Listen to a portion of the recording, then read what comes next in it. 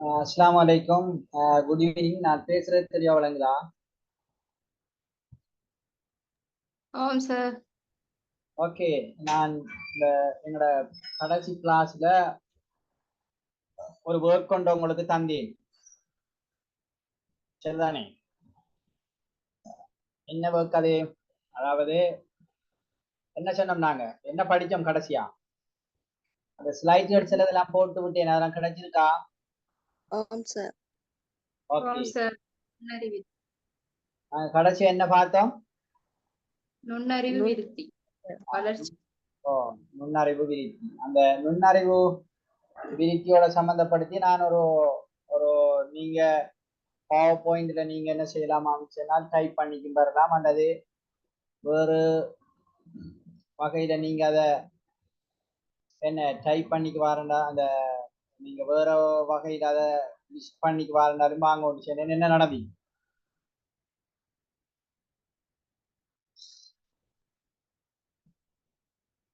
ஒன்றும் செய்யலையா? செய்திருக்கீங்களா?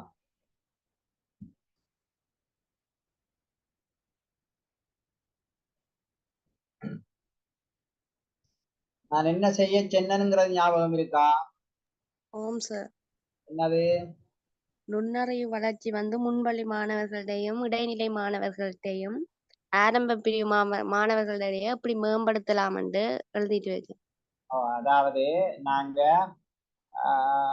முன்பள்ளி, அதாவது ஃப்ரீ ஸ்கூல் ஸ்டூடெண்ட்ஸ், முன்பள்ளி மாணவர்களுக்கிட்ட இந்த நுண்ணறிவை விருத்தி செய்யறதுக்கு எப்படியான செயற்பாடுகளை நாங்க ஒரு ஆசிரியர் என்ற வகையில அவர்களுக்கு வழங்கலாம் என்று கொஞ்சம் செயற்பாடுகளை உங்களை பட்டியல்படுத்த சொன்னேன்.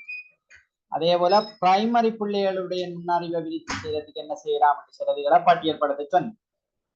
அதே போல செகண்டரி அந்த ஸ்டூடெண்ட்ஸுக்கு என்ன செயற்பாடுகளை நாங்க செய்யலாம் என்று பட்டியல்படுத்த சொன்னேன். ஏதாவது செய்திருக்கீங்களா?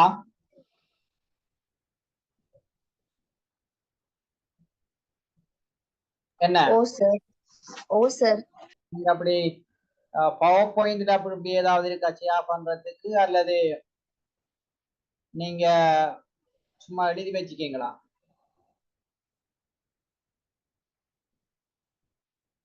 கோப்பியில நோட்ஸா எழுதிக்கிறேன் சார். ஓகே, எழுதிக்கீங்க. பவர் பாயிண்ட் இருக்காமா சைனாப்? ஓ சார். நீங்க இதுல ஷேர் பண்ணலாம் தானே? Okay sir. பாப்போம்.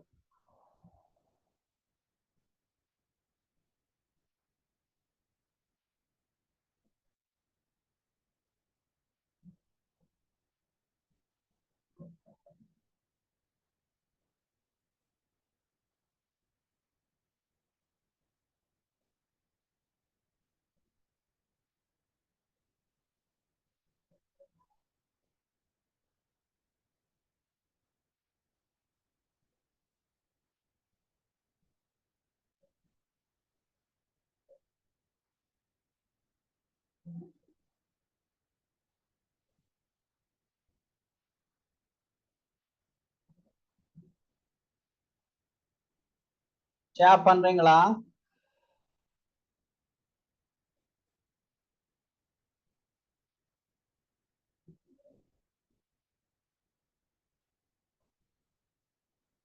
சார் எல்லாமே சார். அதுல அந்த ஆப்ஷன் இல்லாம இருக்கு அப்படியா? அப்ப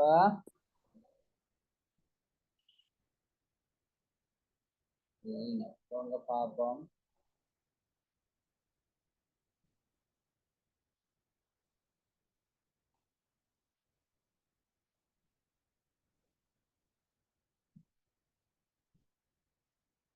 அப்படி உங்களுக்கு ஷேர் பண்ற ஆப்ஷன் இல்லாம இருக்கு அப்படியா? நான் உங்களை ஹோஸ்ட் ஆக்குறேன் பாப்போம். Okay sir. ஓகே, இப்ப ஏதுமா இருக்கும் பாப்போம்.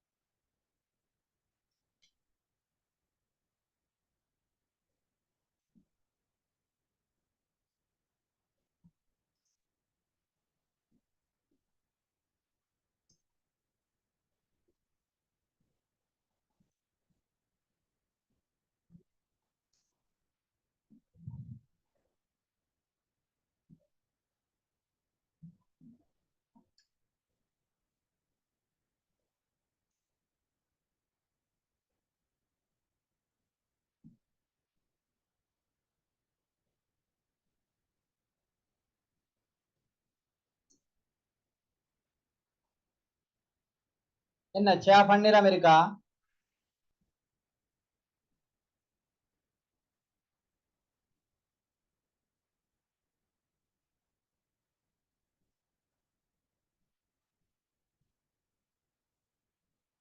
உங்க நம்பருக்கு அனுப்பிடுறேன் சார்.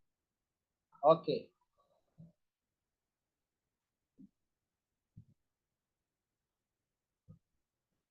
ரைட். அது வரும் வரைக்கும் அடுத்தது நீங்க எழுதி வச்சுக்கீங்கன்னு சொன்னீங்க. யாரும் அது சில லிஸ்ட் அவுட் பண்ணி வச்சுக்கிறேன்னு சொன்னீங்க. ஆம் சார். ஓகே, சொல்லுங்க ஆகும்.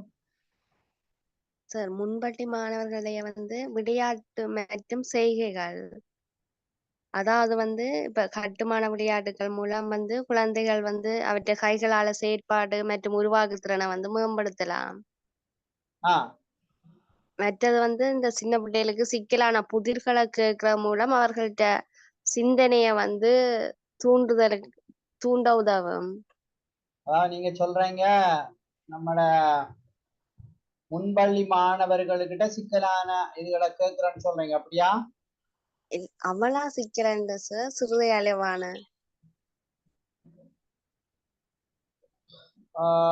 உதாரணத்துக்கு சொல்லுங்க. இப்ப சில நேரம் பிரைமரி பிள்ளைகளுக்கிட்ட நாங்க சில விஷயங்களை கேட்கிறது என்பது பொருத்தமானதாக இருக்கும். ஆனால் இப்ப முன்பள்ளி மாணவர்களுக்கிட்ட அப்படி உதாரணத்துக்கு நீங்க கொண்டு சொல்லுங்க அப்ப புதிர்கள் இப்ப உரிக்கக்கூடியது என்னன்னு கேட்டா இப்ப வெங்காயம் அவர்களுக்கு விட சொல்ற மாதிரி அப்படி மாதிரி என்ன ஆம் சார். அதையும் அந்த முன்பள்ளி மாணவர்கள்ல அந்த இறுதி நிலையில இருக்கிற பிள்ளைகளுக்கு அதுலயும் இந்த யூகேஜிங்காங்க எல்கேஜிங்காங்க அப்படி சில நேரம் வழங்குறது பொருத்தமா இருக்கலாம். அதையும் தாண்டி அது பிரைமரி மாணவர்களுக்கு இன்னும் அது பொருத்தமா இருக்கும்னு நினைக்கிறேன். சார் பிரே ஸ்கூல் புள்ளாள்கிட்ட புதிர் வினான்னு சொன்னால் ஆம் இல்லை வினால் விடையளிக்கக்கூடிய கேள்விதானே கேட்கலும். ஆமா, அதுதான் நான் சொல்றேன். இப்ப ஒரு கொஞ்சம் அந்த என்னது அந்த ஆக்டிவிட்டி பேஸ்லாம் நாங்க என்ன செய்யணுமா, அந்த பிள்ளைகள்ல விருத்திக்கு நிறைய பங்களிப்பு செய்ய வேண்டியிருக்கும். அதாவது செயற்பாட்டு ரீதியாக. ஓகே, சொல்லுங்க அடுத்தது. வேற என்ன செய்யலாம்? சிந்திக்க வைக்கிறது. வழங்கல சுயமாக சிந்திக்க தூண்டுறது. அப்படின்றால் இப்ப பிள்ளைகளுக்கு பசிக்குதுண்டா என்ன சாப்பிட தங்களுக்கு என்னத்தை வேணும்ன்றத உணர வேண்டி. இப்ப சில செயற்பாட்டு ரீதியான சில விஷயங்களின் ஊடாக நாங்க செய்யறதால என்ன செய்யலாம்? அந்த சின்ன பாக்ஸ்ல சார் வீடு கட்ட விட்டு கைகளுக்கு வேலையை கொடுக்கறது. சார் கிளேல அந்த உருவங்கள் இதுகள் அவங்களுக்கு விருப்பமான செய்ய செல்றத செல்லும் இல்லையா சார்? Okay, very good. அதாவது கிளே, அதாவது களி, அதாவது நாங்க இப்ப சைனா கிளே, சைனா களி அப்படி நிறைய விஷயங்கள் இருக்கு தானே. அப்படி ஏதாவது அல்லது எங்களோட சாதாரணமான களியையும் நாங்க சொல்லலாம். அதுகளால ஏதாவது சில வடிவங்களை உருவங்களை உருவாக்க சொல்றது கூட அந்த நுண்ணறிவை மேம்படுத்துறதுக்கு அது இந்த குறிப்பாக அந்த முன்பள்ளி பிள்ளைகளுக்கு அது மிக பொருத்தமாக இருக்கும். அல்லது நாங்க இப்ப இந்த பில்டிங் பிளாக்ஸ் இருக்கு தானே, ஏதா அப்படி அப்ப அந்த பில்டிங் பிளாக்ஸ்களை கொடுத்து அப்ப அதெல்லாம் அந்த ஐக்யூவா கொஞ்சம் விரித்து செய்யறதுக்கு சில வடிவங்கள் வழங்கல. பூனை கோழிட அப்படி உருவங்கள் ஈக்கிறதானே, அந்த கலர் லீக்கிற வாய்க்கு சிவப்பு கலர், கண்ணுக்கு கருப்பு கலர், அப்படி கலர் லீக்கிறத செட் பண்ண குடுக்கறதையும் தெரியல இல்லையா? Okay okay okay okay. அல்லது சில நாங்க அந்த பர்சன்ஸ் மாதிரி நாங்க அந்த நேற்று சொன்னோம் தானே, அந்த சில நேரம் அந்த பொறுத்துறது சில அந்த ஆமை அப்படி சில உருவங்களை அப்படியே துண்டு துண்டாக்கிட்டு அப்படியே சில இப்ப பலகையால செய்ததெல்லாம் இருக்கு சில நேரம் அந்த பொறுத்துறதுக்கு. ஓ சார், கார்ட்போர்ட்லயும் மீக்கிற அந்த பலகையிலயும் மீக்கிற பிளாஸ்டிக்லயும் மீக்கிற பிளாஸ்டிக்லயும் இருக்கு. ஆமா ஆமா. அப்ப அப்படியான ஒர்க் அவுட்கள் அந்த பிள்ளைகள சிந்தனை விருத்திய என்ன தூண்டும். வேற என்ன செய்யலாம் சார்? பேப்பரை கையால சிறு துண்டுகளாக்கியது அவங்களுக்கு ஒரு செயற்பாடு அமைதா? அது இப்ப உங்களுக்கு தெரியும், இந்த பாலர் பாடசாலை பிள்ளைகளை பொறுத்தவரையில நுண்ணியக்க செயற்பாடு பேரியக்க செயற்பாடு ரெண்டு வகையான செயற்பாடு இருக்கு. அப்படி நீங்க கேள்வி படிக்கீங்களா? ஓ சார். ஓ சார், கேள்விப்பட்டீர்கள். நுண்ணியக்க செயற்பாடுகள் எல்லாம் பெரும்பாலும் என்ன இந்த இதுகளை என்னத்த இந்த நுண்ணியக்க செயற்பாடு இந்த ஐக்யூ அந்த விருத்திக்கு என்ன செய்யும், துணை புரியும். மிக முக்கியமான ஒரு விஷயம். இப்ப நீங்க சொல்றது அந்த பேப்பர்களை என்ன செய்யலாம் சார், அத கொலாஜ் வேக்ன்ற அதுதான் நான் சொல்ற போல கொலாஜ் வேக். ஆமா ஆமா ஆமா. கொலாஜ் சித்திரம் கொண்டு இருக்கு, அந்த விஜி அந்த இதுகளை ஒட்டி அப்படி எடுக்கிறதும் இருக்கு. ஒரிகாமி ஒர்க்குன்னு நீங்க கேள்விப்பட்டிருக்கீங்களா? Origami work. ஒரிகாமி வேக். ஓ சார். பெரும்பாலும் சைனீஸ் அல்லது ஜப்பானீஸ் எல்லாம் செய்வாங்க. அந்த டிஷ்யூ பேப்பர் அல்லது நாங்க அப்படி சொல்ற அந்த பேப்பர்களால சில வடிவங்களை உருவாக்குறது அல்லது சில அந்த விசிறி மாதிரி அல்லது சில பூ அப்படியான சில விஷயங்களை எல்லாம் உருவாக்குறது சரிதானே. அப்படி அந்த அப்படியான வேலைப்பாடுகளை எல்லாம் நாங்க நுண்ணியக்க செயற்பாடுகளாக செல்லலாம். இப்ப உதாரணமாக ஒரு ஊசியில நூலை கோருக்கிறது ஒரு நுண்ணியக்க செயற்பாடு. நீங்க நான் சொன்ன மாதிரி ஏதாவது சில அந்த டிஷ்யூ பேப்பர் அல்லது பேப்பர்களை சின்ன சின்ன என்ன துண்டுகளாக பிச்சு அது உருண்டைகளாக நாங்க அதை இது பண்ணி அதை ஏதாவது ஒரு வடிவமாக ஒட்ட வைக்கிறது எல்லாம் நுண்ணியக்க செயற்பாடு. பேரியக்க செயற்பாடு என்று சொல்றது என்னன்னா, அந்த ரெண்டு செயற்பாட்டினூடாகவும் என்ன செய்யலாமா சொன்னால் ஐக்கிய விருத்தி செய்யறதுக்கு நாங்க சில அவதானம் அந்த விஷயங்களை எல்லாம் மேம்படுத்தலாம். இப்ப துள்ளி பாயிறது சரிதானே, பந்து எறிஞ்சு பிடிக்கிறது, இப்படியான செயற்பாடுகள் எல்லாம் பேரியக்க செயற்பாடுகளாக நாங்க சொல்லலாம்.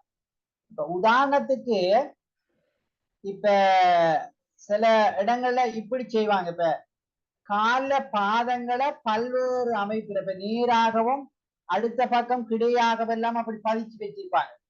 அப்ப அந்த ரெண்டு கால்ல பாயிரதும் ரெண்டு காலையும் வச்சு பாயிர மரம் ஒத்த காலை வச்சு பாயிர மாத்தி மாத்தி பாயிரதா?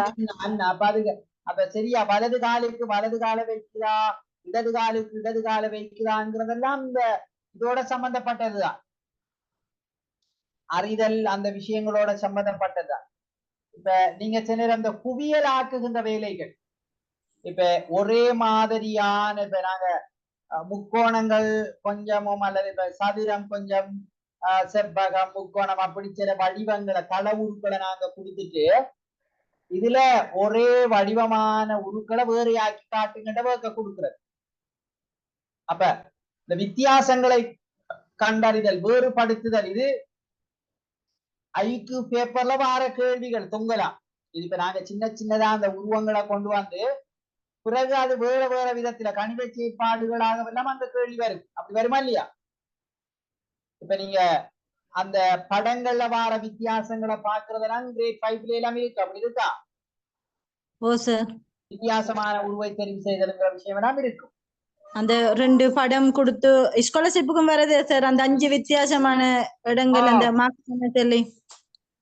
அப்ப நான் என்ன சொல்ல வரணும்னால் அப்படி அந்த இதுகள் இருக்கு சரிதானே. அப்ப அது மாதிரி அப்ப இந்த பிள்ளைகளுக்கிட்ட நாங்க இப்ப வடிவங்களை கொடுத்துட்டு அதுல இப்ப பூக்களை கொடுக்கலாம். வித்தியாசமான இதழ்கள் இருக்கிற பூக்கள் அத அதுக்கேற்ற அந்த அதுகளை நீங்க என்ன செய்யலாம் சொன்னால்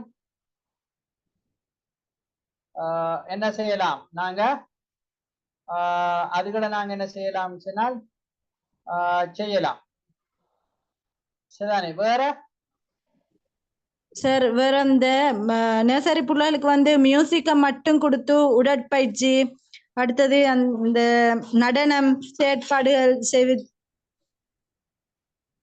செய்விப்பதும் வந்து ஐக்கியூ வளர்ச்சி தானே. வழங்கல என்னமா சொல்லுங்க. ப்ரே ஸ்கூல் பிள்ளைகளுக்கு வந்து மியூசிக்கை மட்டும் வழங்கி ஒலி சவுண்டை மட்டும் வழங்கி அதை கிரகித்து அதற்கான நடனமோ இல்லாட்டி உடற்பயிற்சியோ செய்தது. Okay okay. அதாவது இங்க அந்த இசைக்கேற்ற அசைகிறது.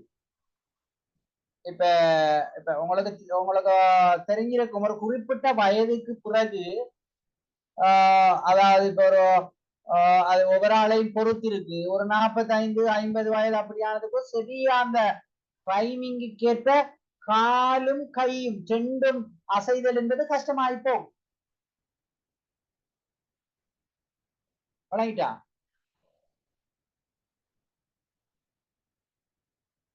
வணங்கிட்டா நீங்க சொல்றது சார் மியூசிக்கல் சேரையும் எடுக்கல் இல்லையா? சுத்தி சுத்தி வாரணத்துக்கு ஒவ்வொருத்தர் மாறி மாறி தானே உட்கார்ற ஒவ்வொரு குட்டுவமா இருக்கிற ஒருத்தர் ஒரு பிள்ளையினுடைய அந்த அவதானத்தை குவிமையப்படுத்துறதுக்கு அந்த மியூசிக்கல் சேருங்கிற விஷயத்தை நாங்க செய்யலாம். அதாவது அதுல கான்சென்ட்ரேஷன் என்பது வளர்க்கறதுக்கான ஒரு செயற்பாடு. இப்ப சரியாக அந்த கான்சென்ட்ரேஷன் தானே அதுல மிக முக்கியம். அதே போல இப்ப நாங்க அதை மியூசிக்கல் சேருங்கிறது அல்லது ஏதாவது ஒரு கட்டளைக்கு நாங்க இயங்க வைக்கிறது. இப்ப உதாரணமாக அந்த குளம் கரை அப்படி சில விளையாட்டுகள் இருக்குமே. இப்ப நாங்க குளத்துக்குள்ள இருக்கக்குள்ள மீண்டும் குளம் சொல்லக்குள்ள கரைக்கு அந்த பிள்ளைகள் பாஞ்சு அப்படி அவுட்டுங்கலாம் நாங்க சொல்லுவோமே. அது அதே போல இப்ப இந்த உதாரணமாக இது நேசரிலையும் இருக்குது. என்னென்றால் இந்த வழியை கண்டுபிடிக்க உதவுங்கள் என்று சில வகுப்புகள் எல்லாம் கொடுப்பாங்களே. ஓ சார் அந்த வட்டம் மதுளுக்கு அந்த அடை அடை உதாரணமாக இங்க ஏதாவது ஒரு ஒரு ஒரு ஒரு ஒரு பிள்ளை நிற்கும். அடுத்த பக்கம் என்ன இருக்குமாம் சொன்னால் ஒரு வீடு இருக்கும்னு சொல்லுவோம். இப்ப அங்க அந்த வீட்டுக்கு சரிதானே அந்த போறதுக்கு ஏற்ற வகையில அந்த பிள்ளைக்கு வழிகாட்டுறது. அப்படி நீங்க பாத்துக்கீங்களா ஏதாவது? ஓ சார் பயிற்சி பாட புத்தகத்துல எல்லாம் வரும். ரைட். அப்ப என்னென்றால் அந்த பிள்ளைக்கு வழிகாட்டுங்கள் அப்படி இருக்கும். சரிதானே? அப்படியானதுகளை கூட நாங்க என்ன செய்யலாம், சொல்லலாம். அல்லது அங்க ஒரு மரத்துல அல்லது ஒரு பூ ஒன்றை வச்சுட்டு இங்கால ஒரு என்னது வண்டு ஒன்று அல்லது ஒரு வண்ணாத்தி பூச்சொண்டை வச்சுட்டு இந்த அந்த பூவுக்கு இந்த வண்ணாத்தி பூச்சி போறதுக்கு வழிகாட்டுங்கள் அப்படி எல்லாம் இருக்காமல். ஓ சார் புள்ளிக்கோடிடப்பட்டு அதன் வழி அப்படி இருந்துச்சுதான் சார். அப்படி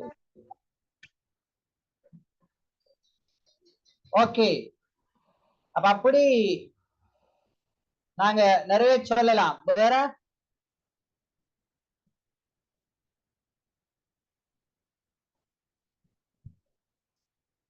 சார் வட்டம்னா ஒரு 10 வட்டத்தை வெட்டி கொண்டு வர சொல்லி அதுல வந்து அவங்களுக்கு அந்த உருவங்கள் அமைச்ச சொல்லி கொடுக்குற அப்படின்னு சொன்னா நடுவுல ஒரு வட்டத்தை வச்சு சுத்துக்கும் 4 இதழ்கள் வச்சு ஒட்டுறது, ஒரு பூவா அமைச்சுறது.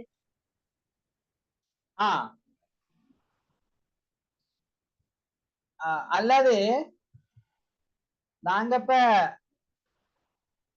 ஏதாவது கழிவு பொருட்களை கொண்டு சில ஆக்கங்கள் உருவாக்க வைக்கிறது. அப்ப அந்த பிள்ளைகள்ல எந்த அளவுக்கு அந்த திங்கிங் ஒர்க் பண்ணுதோ அந்த அளவுக்கு மிக நல்ல நல்ல அந்த வடிவங்கள் அல்லது உருவங்கள் அல்லது என்ன ஆக்கங்களாவோ செய்வாங்க. அப்படின்னு நாங்க என்ன செய்யலாம், செய்விக்கேலும். அப்படி ஏழுமா? ஏலும் சார். அப்படி நாங்க நிறைய சொல்லலாம். இதெல்லாம் முன்பள்ளி அல்லது என்னோட பாடசாலை பிள்ளைகளுக்கு சொல்றேன். அப்ப பிரைமரியில என்ன செய்யலாம்?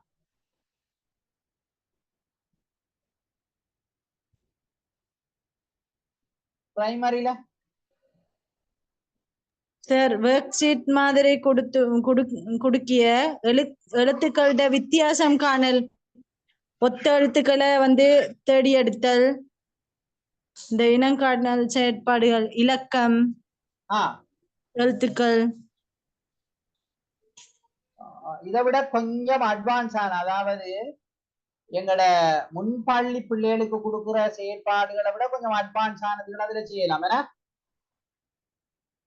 ஓ சார்.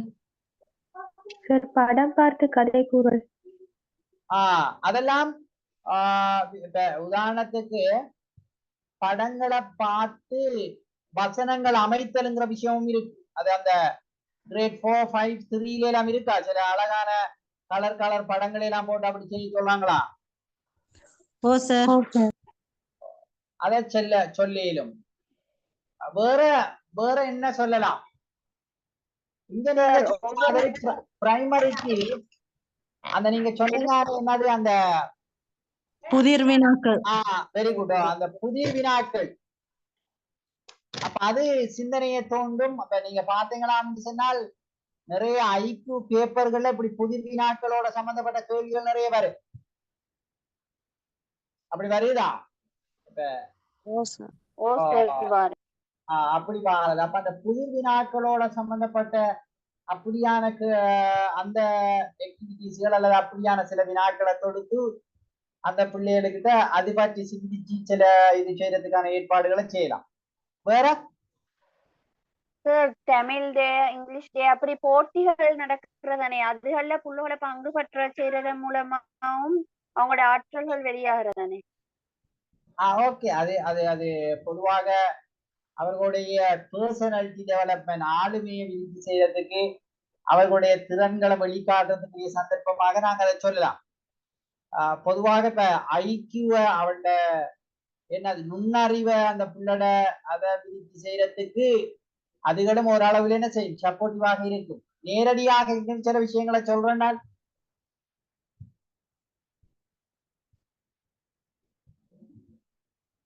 வேணா சொல்லலாம்.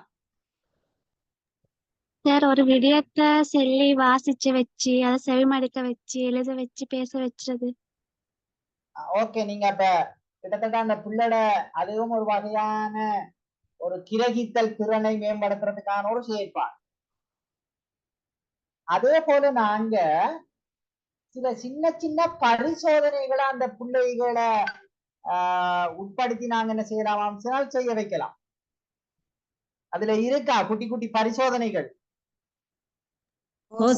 பாடத்திலே எல்லாம்? அது பற்றிய தெளிவு, அது பற்றிய அந்த விருத்தி அல்லது அது பற்றிய அந்த சிந்தனை விருத்தி இதெல்லாம் அந்த பிள்ளைகளுக்கு வரும். அப்ப அப்படி சொல்லலாம். வேற கேள்வி வினா கேட்டல் ஒரு யுக்தியாக பயன்படுத்தி நாங்க அவர்களுடைய சிந்தனையை தூண்டலாம்.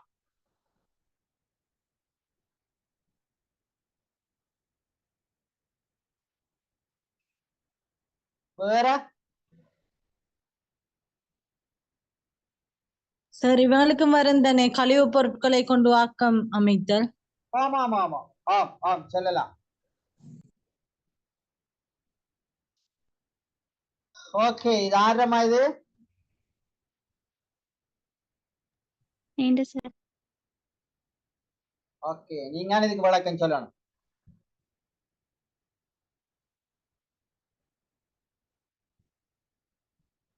ஓகே, இதுக்கு சொல்லுங்க அப்ப விளக்கம்.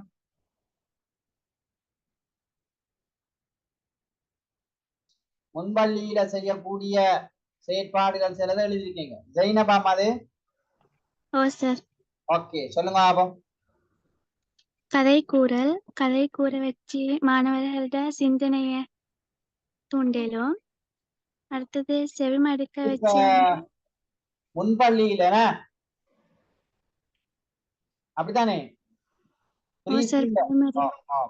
கதை கூற வச்சு சிந்தனையை தூண்டுறது. இப்ப அதை எப்படி செய்ய வைக்கலாம் ஒரு எஃபெக்டிவாக? படங்கள், காட்சி படங்கள் மூலம் படங்களை வைத்து. வேற அடுத்தது கதையொண்ட சொல்லி அத பிள்ளைகளுக்கு செவிமடுக்க வச்சு அதன் மூலம் வினாக்கள் எழுப்பலும். செவிமடுக்க வச்சு அதுல வினாக்கள் அந்த பிள்ளோட கிரகித்தல் திறனை மேம்படுத்துறதுக்கான ஒரு செயற்பாடு.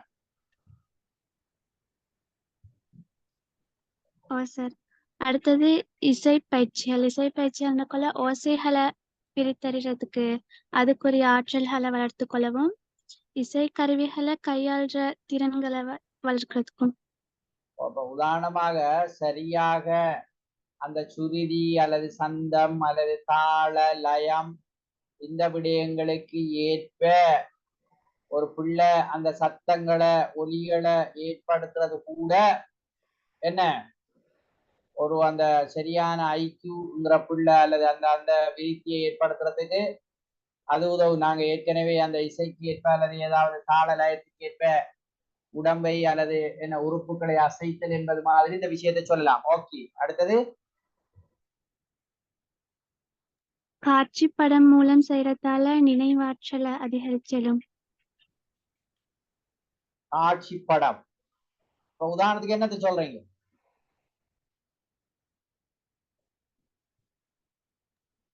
காட்சி படம் மூலம் எழுத்தாக்கங்களை பிரசரிக்க செய்து. இப்ப உங்களுக்கு தெரியுமா இப்படி ஒரு கேம் ஒன்று இருக்கு. அதாவது ஒரு குறிப்பிட்ட ஒரு ஒரு நிமிடம் அல்லது சில வினாடிகளுக்கு என்ன செய்யறது சொன்னால் ஒரு 10 அல்லது 15 அல்லது 20 பொருட்களை என்ன செய்யறதுன்னா ஒரு மேசையில வைத்து பரத்தி வைத்து அந்த பிள்ளைகளுக்கு காட்டுறது. பிறகு என்ன செய்யறேன்னு சொன்னால் உடனே அந்த குறிப்பிட்ட என்ன ஒரு ஒரு நிமிடம் அல்லது குறிப்பிட்ட செகண்ட் தான் அதை காட்டுறது. உடனே திரும்ப என்ன செய்யலாம் சொன்னால் அது அப்படியோ மறைச்சி விடுறது. இப்ப நீங்க அந்த பார்த்த பொருட்களை நீங்க இப்ப லிஸ்ட் அவுட் பண்ணுங்கன்னு சொல்றது சரியானே. இப்ப அதுல நாங்க 10 பொருட்களை நாங்க வச்சிருக்கோம் வச்சுக்கோங்க. அதுல 10 எத்தின பிள்ளைகள் எழுதியது, 9 எத்தின எழுதுது, 8, 7, 6. சில பிள்ளைகள் 2, 3 பொருளுக்கு மேலாக எழுத மாட்டாது. அப்படி எல்லாம் இருக்குமா? அப்படியான அப்ப அடுத்த தடவை என்ன செய்யலாமா சொன்னால் அதை மீண்டும் காட்சிப்படுத்திட்டு திரும்ப எழுத வைக்கிறது. அப்ப அதால மெதுமெதுவாக அந்த நீங்க சொல்ற மாதிரி இந்த மெமரைஸ் என்று சொல்ற அந்த திறனை மெதுமெதுவாக வளர்க்கறதுக்கான ஒரு ஏற்பாடாக அது இருக்கலாம். ஓகே, அது பிரைமரி தானே சார் சரி வரும்? அது பிரைமரி பிரைமரிக்கு இதுக்கு இல்ல. இந்த என்னது இந்த முன்பள்ளிக்கு அது சரி வராது. இந்த எழுத்து சொற்கள பேர் எல்லாம் எழுதுறங்கிறது ஒரு 4 சரி வராது. முன்பள்ளி பிரைமரிக்கு தான் அது சரி. ஓகே, அடுத்தது சொல்லுங்க. விளையாட்டு நிகழ்ச்சிகள் மூலம் வந்து பிள்ளைகளை ஊக்கப்படுத்துறது, உற்சாகப்படுத்தல். ஓகே, விளையாட்டுண்டால் நிறைய விளையாட்டுகள் இருக்கு. இப்ப நாங்க இப்ப இந்த இதெல்லாம் இருக்கலாமா, அந்த என்னது அந்த இந்த இது விளையாடுறது செஸ் விளையாட்டு இருக்குதானே. இது இப்ப முன்பள்ளி பிள்ளைகளுக்கு இது சரி வராது. செஸ் சொல்ற விளையாட்டு ஒரு பிரைமரி பிள்ளைகளுக்கு அது பொருத்தம் என்ன? ஓ சார். ஓ சார். அப்ப அப்படி பிரைமரி பிள்ளைகளுக்கு அதை என்ன செய்யலாம் சொன்னால் பொருத்தமாக இருக்கு. சரிதானே? அப்ப பிரைமரி பிள்ளைகளுக்கு நாங்க என்ன செய்யலாம்? அதே பிரைமரி ரூபிக். ஆம் ஆம். ஆனா இந்த முன்பள்ளி பிள்ளைகளுக்கு நாங்க ஐக்கிய விருத்தி செய்யக்கூடிய விளையாட்டுகள் என்று என்ன சொல்லலாம் சார்? அந்த பில்டிங் பாக்ஸ் அமைத்தல். அதை சொல்லலாம். வேற சார் அந்த பால்ல 5 கலரை வச்சு 5 கூடைய வச்சுற, அப்ப அதுக்கு நேரே அதாவது கலருக்கு பால்களை நுணுக்கமா போட சொல்ற. அப்படி செய்ய வைக்கலாம். சரியா? அந்த அது ஒரு என்ன ஒரு பேரியக்கம் நுண்ணியக்கம் ரெண்டு சார்ந்த ஒரு செயற்பாடாக இருக்கும்.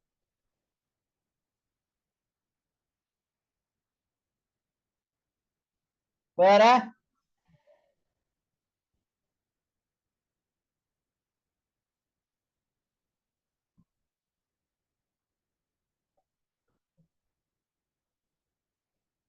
வேணா சொல்லலாம்.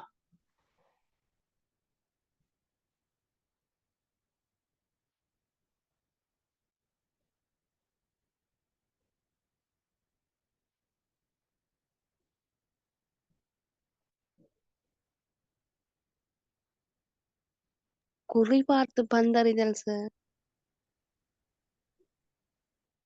அதே ஓகே, அதையும் சொல்லலாம். குறிபார்த்து எறிகிறதையும் சொல்லலாம். அது ஐக்கியூவ டெவலப் பண்றதுக்கு அது நிறைய ஒரு ஸ்கில் என்ன செய்யுமாம் சொன்னால் வளர்க்கும். நீங்க என்ன செய்யுங்கண்டால் பிறகு நீங்க அதை செய்திருப்பீங்கன்னா நான் பார்த்தேன். நீங்க இப்ப யூடியூப்ல நீங்க பிறகு நம்ம கிளாஸ் எல்லாம் முடிஞ்சதுக்கு பிறகு நீங்க போ யூடியூப்ல கேம்ஸ் போ. சரிதானே? சரியானே? ஐக்யூ டெவலப்மெண்ட் கிட்ஸ் போட்டு நீங்க அடிச்சாலும் ஒன்றும் இல்லை. நிறைய கேம்ஸ்களை நீங்க என்ன செய்யலாமா சொன்னா அந்த விளையாட்டுகளை நீங்க என்ன செய்யலாமா சொன்னா பார்க்கலாம். அப்படி யோசிங்க. Right, okay. அடுத்தது என்னமா? ரெய்னாத். பல்லூடகத்துல படங்களை காட்சிப்படுத்தி பொதுவாக நாங்க பல்லூடகம் இந்த மல்டிமீடியா இதை பயன்படுத்துவதன் ஊடாக எங்களோட நாங்க பிள்ளைகளுக்கு கற்பிக்க போற எல்லா விஷயங்களையும் நாங்க என்ன செய்யலாம்? இலகுவாக வழங்கப்படுத்தலாம். அதுல ஒரு ஈடுபாட்டை அதிகரிக்க செய்யலாம். ஒரு அட்ராக்ஷனை நாங்க பிள்ளைகளுக்கிட்ட என்ன செய்யலாம்? கொண்டு போகலாம். அப்படி பல விஷயங்கள் இருக்கு. ஓகே, இப்ப என்னென்றால் இந்த பல்லூடகத்தின் ஊடாக நீங்க பொதுவாக இந்த முன்பள்ளி பிள்ளைகளுக்கிட்ட நீங்க விருத்தி எப்படி செய்ய போறீங்க என்னங்கிறான் இந்த விஷயம் சொல்லுங்க. ஆபம்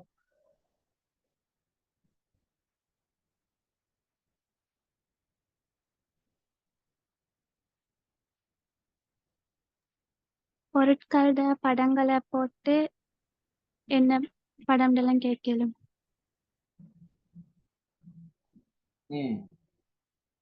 ஓகே, அடுத்தது இப்ப இதெல்லாம் இப்ப ஒரு ஒரு ஒரு டெக்னிக்கோட நீங்க சொல்றீங்க. இப்ப இந்த வர்ண பேனைகளை பிரயோகிக்கிற வர்ணங்களை பிரயோகிக்கிறதெல்லாம் டெக்னிக்கல். ஓகே, உடல் சார் செயற்பாடு போட்டிருக்கீங்க. குறிப்பாக என்ன செயற்பாடுகளை செய்யலாம்?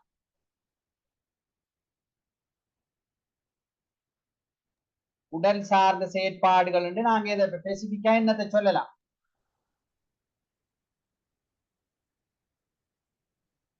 எழுத்துக்களை வச்சு வகுப்புல எழுந்து அசைந்து பிள்ளைகளுக்கு வந்து எழுத்துக்களை மாத்தி வச்சு அதை அரேஞ்ச் பண்ண சொல்லலும்,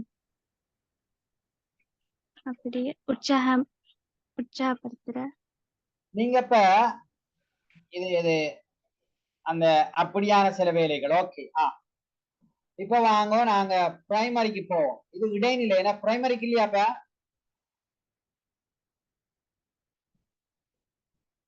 ஓகே, இடைநிலையில என்னென்ன இடைநிலைகள் இருக்கு?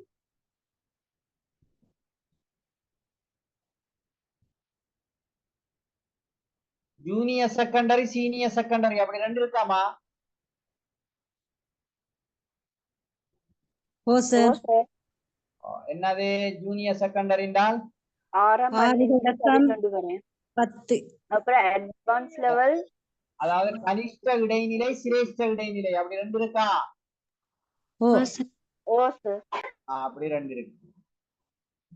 அப்ப அங்க விரிவுரை, கலந்துரையாடல், கதை சொல்லுதல் முறைகளோ, இது சும்மா அப்படியான முறைகள். என்ன செயற்பாடுகளை நாங்க அங்க செய்யலாம்?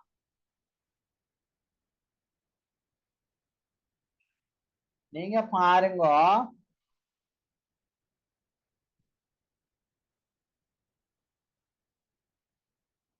இப்ப நாங்க நுண்ணறிவு சம்பந்தமா இது இடைநிலை போட்டிகள் செலவு மெச்சாகல தானே. இப்ப விரிவுரை, கலந்துரையாடல், கதை சொல்றதெல்லாம் நுண்ணறிவுக்கு உட்பட்டதா வாரல தானே இது.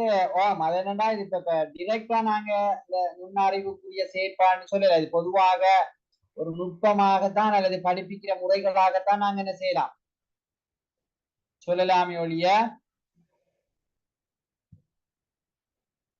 சரிதானே, ஸ்பெசிபிக்கான ஒரு செயற்பாடாக நாங்க என்ன செய்யலாது சொல்லிடாது. இப்ப உதாரணமாக குறுக்கெழுத்து போட்டி அப்படியான சில விஷயங்கள் இருக்கா? ஓ சார். அப்ப இந்த இடைநிலை பிள்ளைகளுக்கு அதெல்லாம் மிக பிரயோசனமாக இருக்கு. இப்ப அது ஐக்கிய வளர்க்கறதுக்கான ஒரு செயற்பாடாக நாங்க சொல்லலாம். இந்த செஸ்ட் விளையாட்டுகள் கூட வரும். அடுத்தது அபக்கஸ் ஒன்று இருக்கா? அபகஸ். அதுகளெல்லாம் சொல்லலாம்.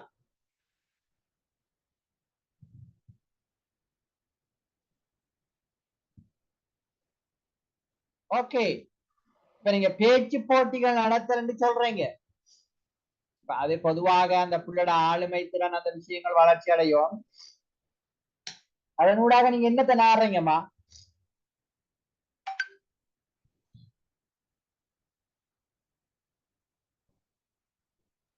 சார் ஞாபக சக்தியா? ஆனா இந்த பொருத்தமில்ல, மறைமுகமாக நுண்ணறிவுன்னு சொன்னால் பேச்சு போட்டிக்கு அந்த பாடமாகக்கூடிய விஷயங்கள் கொஞ்சம் அந்த அந்த பதியும் செயற்பாடாக அமைந்ததா சார்?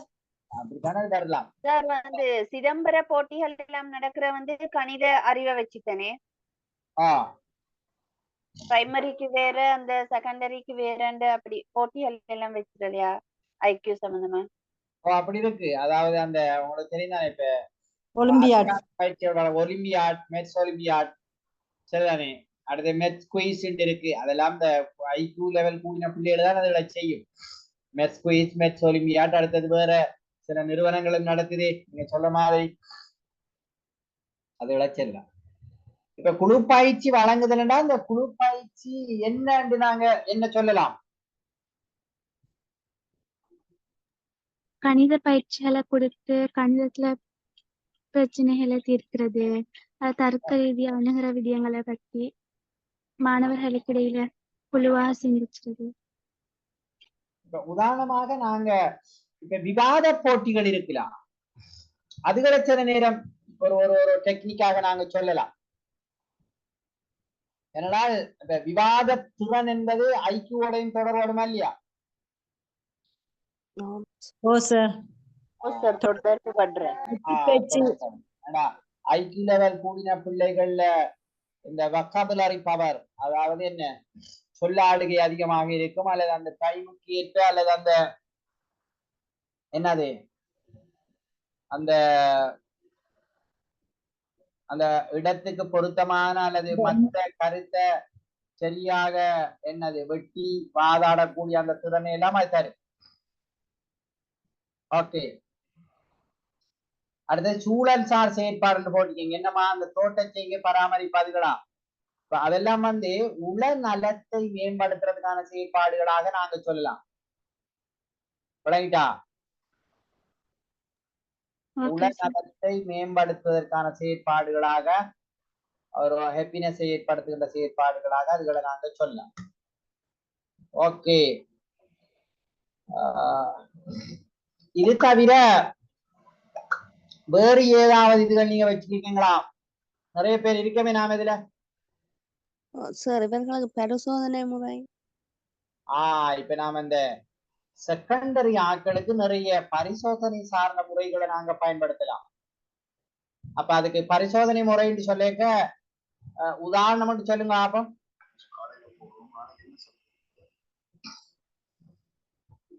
நுணுக்காட்டி மூலம் அந்த நுண்ணங்கிகளை அதே ஓகே, அது ஐக்கியூக்கு எப்படி அது அது அது சப்போர்ட் பண்ணும்?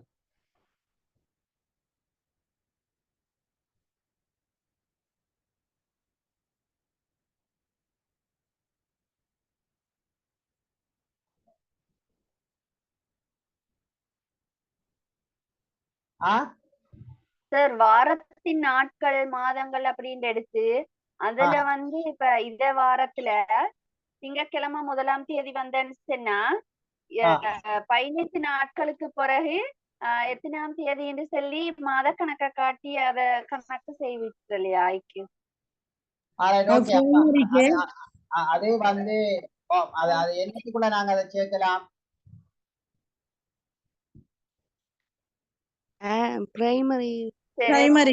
பிரைமரிக்கு சார், ஸ்காலர்ஷிப் உள்ளவங்களுக்கு.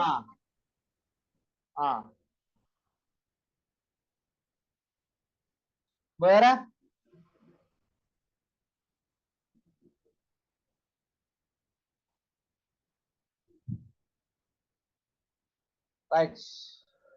வேற என்ன விஷயங்களா சொல்லலாம்? ஆகவே இது உங்களுக்கான ஒரு சிந்தனை கிளறல் என்னென்றால், நீங்க கொஞ்சம் அந்த நாங்க எப்பயும் என்னென்றால் ஒரு டீச்சரா இருக்கிற நேரம் நாங்க நிறைய தேடல் உள்ளவர்களாக இருக்கணும். அப்ப இந்த பிள்ளைகளுக்கு எப்படி அந்த பிள்ளைகளுடைய எல்லா விடயங்களையும் நாங்க விருத்தி ஆக்கலாம் என்பதற்கான இந்த தேடல்களை நாங்க என்ன சொல்லணும்னு சொன்னா நிறைய செய்ய வேண்டி இருக்கு. சரிதானே? ஓகே, இதுல கொஞ்சம் பேர் தான் ஆக்டிவாக பார்ட்டிசிபேட் பண்ணினீங்க. மத்தாக்கிட்ட ஏதாவது பவர் பாயிண்டோ அல்லது கருத்துக்கள் ஒன்றும் இல்லையாமா? என்ன சாரா ஏதாவது சொன்னீங்களா? ரம்யா இருக்கீங்களா? ஓம் சார். என்ன கருத்து? பிள்ளைகள் சார் ஒரு பிரச்சனை என்கிட்ட சொல்ல வரைக்கல, நாங்களும் அவங்களுக்கு அதுக்கு தீர்வை சொல்லாமலுக்கு அவையில இதுக்கு என்ன செய்யலாம்னு சொல்லி கேட்டு அவர்கள்ட்ட இருந்து தீர்வு எடுக்கிறதுக்கு தூண்டுறது. அப்ப ப்ராப்ளம் சால்விங் என்கிற அந்த முறைமையை பயன்படுத்தலாம் சொல்றேன். நான் ஏற்கனவே உங்களுக்கு ஒரு தடவை அந்த தோடம் வளர்த்துற பிரச்சனையோட சொல்லியிருக்கேனா? அப்படி கேட்டிருக்கேன் உங்கள்கிட்ட? இல்ல சார். ஒரு டீச்சரை பொறுத்த வரையிலையும் மிக முக்கியமாக இந்த ப்ராப்ளம் சால்விங் ஸ்கில் என்பது இருக்கணும். இப்ப உதாரணமாக ப்ராப்ளம் சால்விங் ஸ்கில் சொல்லிக்க ஒரு வகுப்பறை முகாமைத்துவத்தை சரியாக செய்யறதுக்கு இந்த ப்ராப்ளம் சால்விங் ஸ்கில் என்பது ஒரு ஆசிரியரை பொறுத்த வரையில மிக அவசியமான ஒன்று. அப்ப அது எந்த அளவு எங்ககிட்ட இருக்கு, அதை எந்த அளவு ஒரு ஒரு ஒரு இப்ப உங்களுக்கு தெரியும் 21st century 21ஆம் நூற்றாண்டு திறன்கள்ல மிக முக்கியமான ஒரு திறன் தான் இந்த ப்ராப்ளம் சால்விங் ஸ்கில், பிரச்சனை தீர்க்கின்ற ஆற்றல். அப்ப நான் சும்மா உதாரணத்துக்கு நீங்க ஒரு ஒரேஞ்ச் எடுத்துட்டு போறீங்க, வீட்டுல 2 பிள்ளைகள் இருக்கு, 2 பிள்ளைகளும் ஒரேஞ்ச எனக்கு தாங்கன்னு கேட்குது, நீங்க இப்ப என்ன செய்வீங்க?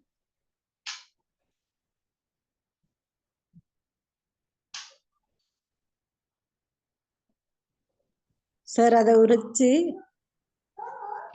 2 பேருக்கும் பாதி பாதி வழங்கினோம்.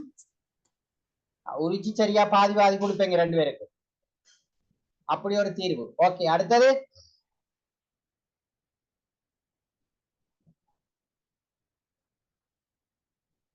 வேற 2 பேரும் பிரிச்சு சாப்பிடுங்கன்னு சொல்லி பிள்ளைகள்கிட்ட இருக்கலாம். பிள்ளைகள்கிட்டயே கொடுத்து சண்டையை மூட்டுட்டா சரி.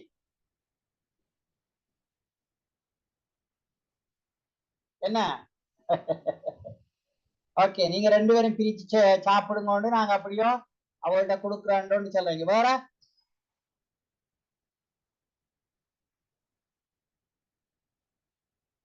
வேற சொல்லலாம். குழந்தைகள்கிட்ட கேட்கலாம் சார், இத எப்படி சாப்பிடலாம்னு சொல்லி அவங்கள்ட்ட ஐடியாவை கேட்டு அவங்களோட விருப்பம் மாதிரி அவங்களுக்கு தேவைப்பட்ட மாதிரி பார்த்துச்சு. ஓரளவு வந்து சேர்ந்திக்கேள். வேற வேற என்ன கருத்து இருக்கு?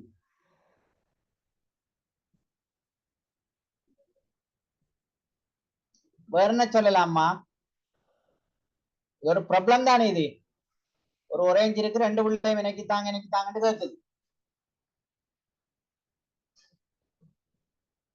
இப்ப நான் ஒரு ஒர்க் ஷாப்லயும் கேட்ட ஒரு டீச்சர் சொன்னா, அது அந்த பரிகாரி கிட்ட சென்னிடம் அந்த தோடம்பழங்கள் அந்த ஓதுறத நம்ம அப்படி செய்யறது, என்னது மந்திரிச்சு அப்படி கொண்டு வரது அப்படி இருக்கா? அப்படி சென்ன செய்வாங்களே, அப்படி அந்த பரிகாரி கிட்ட அது மந்திரிச்சது அது உங்களுக்கு சரி வராதுன்னு நாம சாப்பிட்டா சரியா?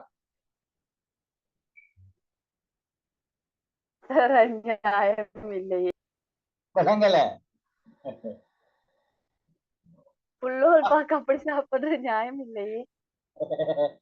அல்லது இன்னொரு ஆள் சொல்லிக்க அப்படின்னு சொன்னால் இந்த ஜூஸ் அடிச்சு கொடுக்குறது. நீங்க சொன்ன மாதிரி அதுல இப்ப சொலை பிச்சு கிரிக்கக்குள்ள 9 சொலை இருந்தா ஆளுக்கு 4 கொடுத்தா என்ன செய்ய, அடுத்த 2 பிச்சு 2 வரைக்கும் நம்பராம ஜூஸ் அடிச்சு கொடுக்குறேன் ஒரு ஒரு ஒரு ஒரு ஒரு தீர்வும் ஒரு ஆள் சொன்னது. ஓகே, நல்லா உண்மையா நாங்க யாரும் என்ன செய்யலையாம் சொன்னால் பிரச்சனையை தீர்க்கல. ஒரு பிரச்சனை வருமாக இருந்தால் நாங்க உடனடியாக தீர்வு கிட்ட ஒரு நாடு போகப்படும். அப்படி போனோம் என்றால் அந்த தீர்வு நிலையானதாக இருக்காது, அல்லது பொருத்தமானதாக அந்த தீர்வு வருமா என்ற மிகப்பாரிய ஒரு என்ன இடைவெளி ஒன்று அதுல இருக்கு. அப்ப ஏதாவது ஒரு ப்ராப்ளம் வந்தால் முதலாவது என்ன சொல்லணும் சொன்னால் வை, வாட் அப்படி சில கேள்விகள் இருக்கா, ஏன், எதற்கு, எப்படி, அப்படிலாம் எங்கே என்றெல்லாம் கேட்போமா சில கேள்விகள்.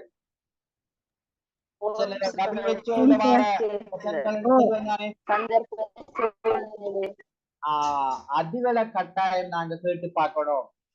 ஏன் இந்த பிரச்சனை தோண்டிக்கு, இந்த பிரச்சனையினுடைய என்ன அடிப்படை என்னன்னு நாங்க என்ன சொல்லணும் பார்ப்போம். அப்படி பார்த்தா தான் சரியா அந்த பிரச்சனையை தீர்க்கலாம்.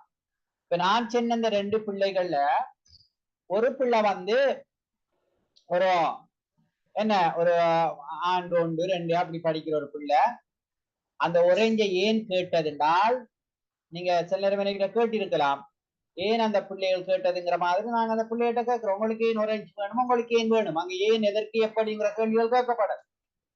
அப்ப அதுல அந்த சின்ன பிள்ளை பிரைமரி படிக்கிற பிள்ளை அந்த ஒரேஞ்சில சொலையை சாப்பிடுறதுதான் அந்த பிள்ளையோட தேவை, அதுக்கு தானே அந்த பிள்ளை ஒரேஞ்ச கேட்டது. அதுல அடுத்த பிள்ளை ஒரு 8 7ஆம் ஆண்டு படிக்கிற கொஞ்சம் பெரிய வளர்ந்த பிள்ளை, அல்லது 10ஆம் 8 9ஆம் ஆண்டு படிக்கிற பிள்ளை. அந்த பிள்ளை ஏன் ஒரேஞ்ச கேட்டது என்றால் வகுப்புல டீச்சர் சொல்லியிருக்கா என்னென்றால் நீங்க ஏதாவது கழிவு பொருட்களால ஆட்டங்களை செஞ்சுட்டு வாங்கன்னு டீச்சர் சொல்லியிருக்கா. இப்ப அந்த பிள்ளைக்கு அந்த ஒரேஞ்சில என்ன தேவைன்றால் அந்த ஒரேஞ்சில தோல் தேவை, ஏனென்றால் ஒட்டி ஆக்கம் ஒன்று செய்து கொண்டு டீச்சர்கிட்ட கொடுக்கணும். அப்ப உண்மையா அந்த பிரச்சனைக்குரிய தீர்வு என்னென்றால் அப்ப அவர்கள்ட்ட முதலே உங்களுக்கு தேவை என்னத்துக்கு தேவை என்னன்னு சரியா விசாரிச்சுட்டு ஒரு ஆளுக்கு அந்த உள்ளுக்கு சொல்ல தேவை அதை கொடுக்கணும், அடுத்த ஆளுக்கு அந்த ஒரே நிற தோல் தேவை அதை கொடுக்கணும். அதை சாப்பிடறதுக்கு பெரிய உள்ளக்கும் சரியில்லைன்னு ஒரு சொல்ல 2 சொல்ல கொடுக்குறோம், அது 2வது விஷயம். முதலாவது அவர பிரச்சனைக்கு என்ன தீர்வு சொல்றது விளங்கா? நான் நாங்க என்ன செய்யறோம், பிளண்டர் வச்சிக்கம் அடிக்கிறதுக்கு, கத்தி வச்சிக்கம் வெட்டி கொடுக்கறதுக்கு, சொல பிரிச்சு கொடுக்க போறோம், இல்லாட்டி புள்ளேட்டையை கொடுத்து நீங்க என்ன மாதிரி என்ன அழிச்சுங்கன்னு சொல்ல போறோம்.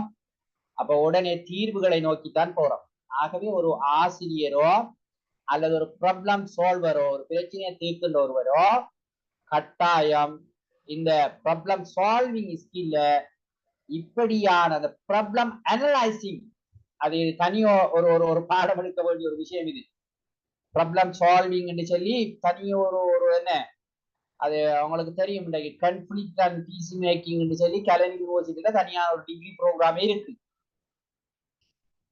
அப்ப நம்ம அந்த குறைஞ்சது அந்த ஸ்கில்கள் அடிப்படைகளை நாங்க என்ன சொன்னோம்னா ஒரு டீச்சருங்கிற அடிப்படையில தெரிஞ்சு வச்சிருக்கோம். இப்ப ஒரு ப்ராப்ளத்தை அனலைசிங் செய்யறதுக்கான ஒனியன் ஒரு சிஸ்டம் இருக்கு, அல்லது ப்ராப்ளத்தை அனலைஸ் பண்றதுக்கான ஒரு ட்ரீ ஒரு சிஸ்டம் இருக்கு. அதெல்லாம் நீங்க கொஞ்சம் தேடி பாருங்க.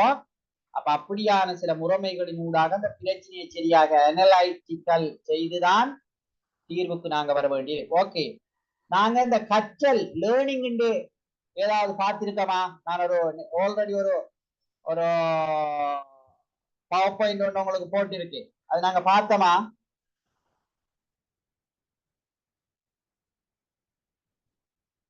என்ன சத்தத காணல?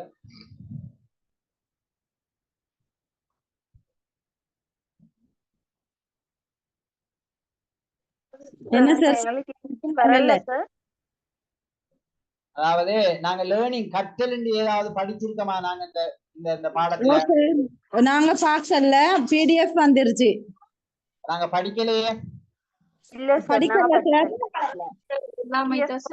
குரூப்ல நாங்க படிக்கல. ஓகே, இப்ப நீங்க சொல்லுங்கம்மா, ஒரு பிள்ளைய டெவலப்ல ஒரு பிள்ளைய விருத்தி செய்யறதுல இந்த கற்றல் என்பது மிக முக்கியமான ஒரு பங்கு வகிக்கின்றால், அது மிக முக்கியமான ஒரு பகுதி.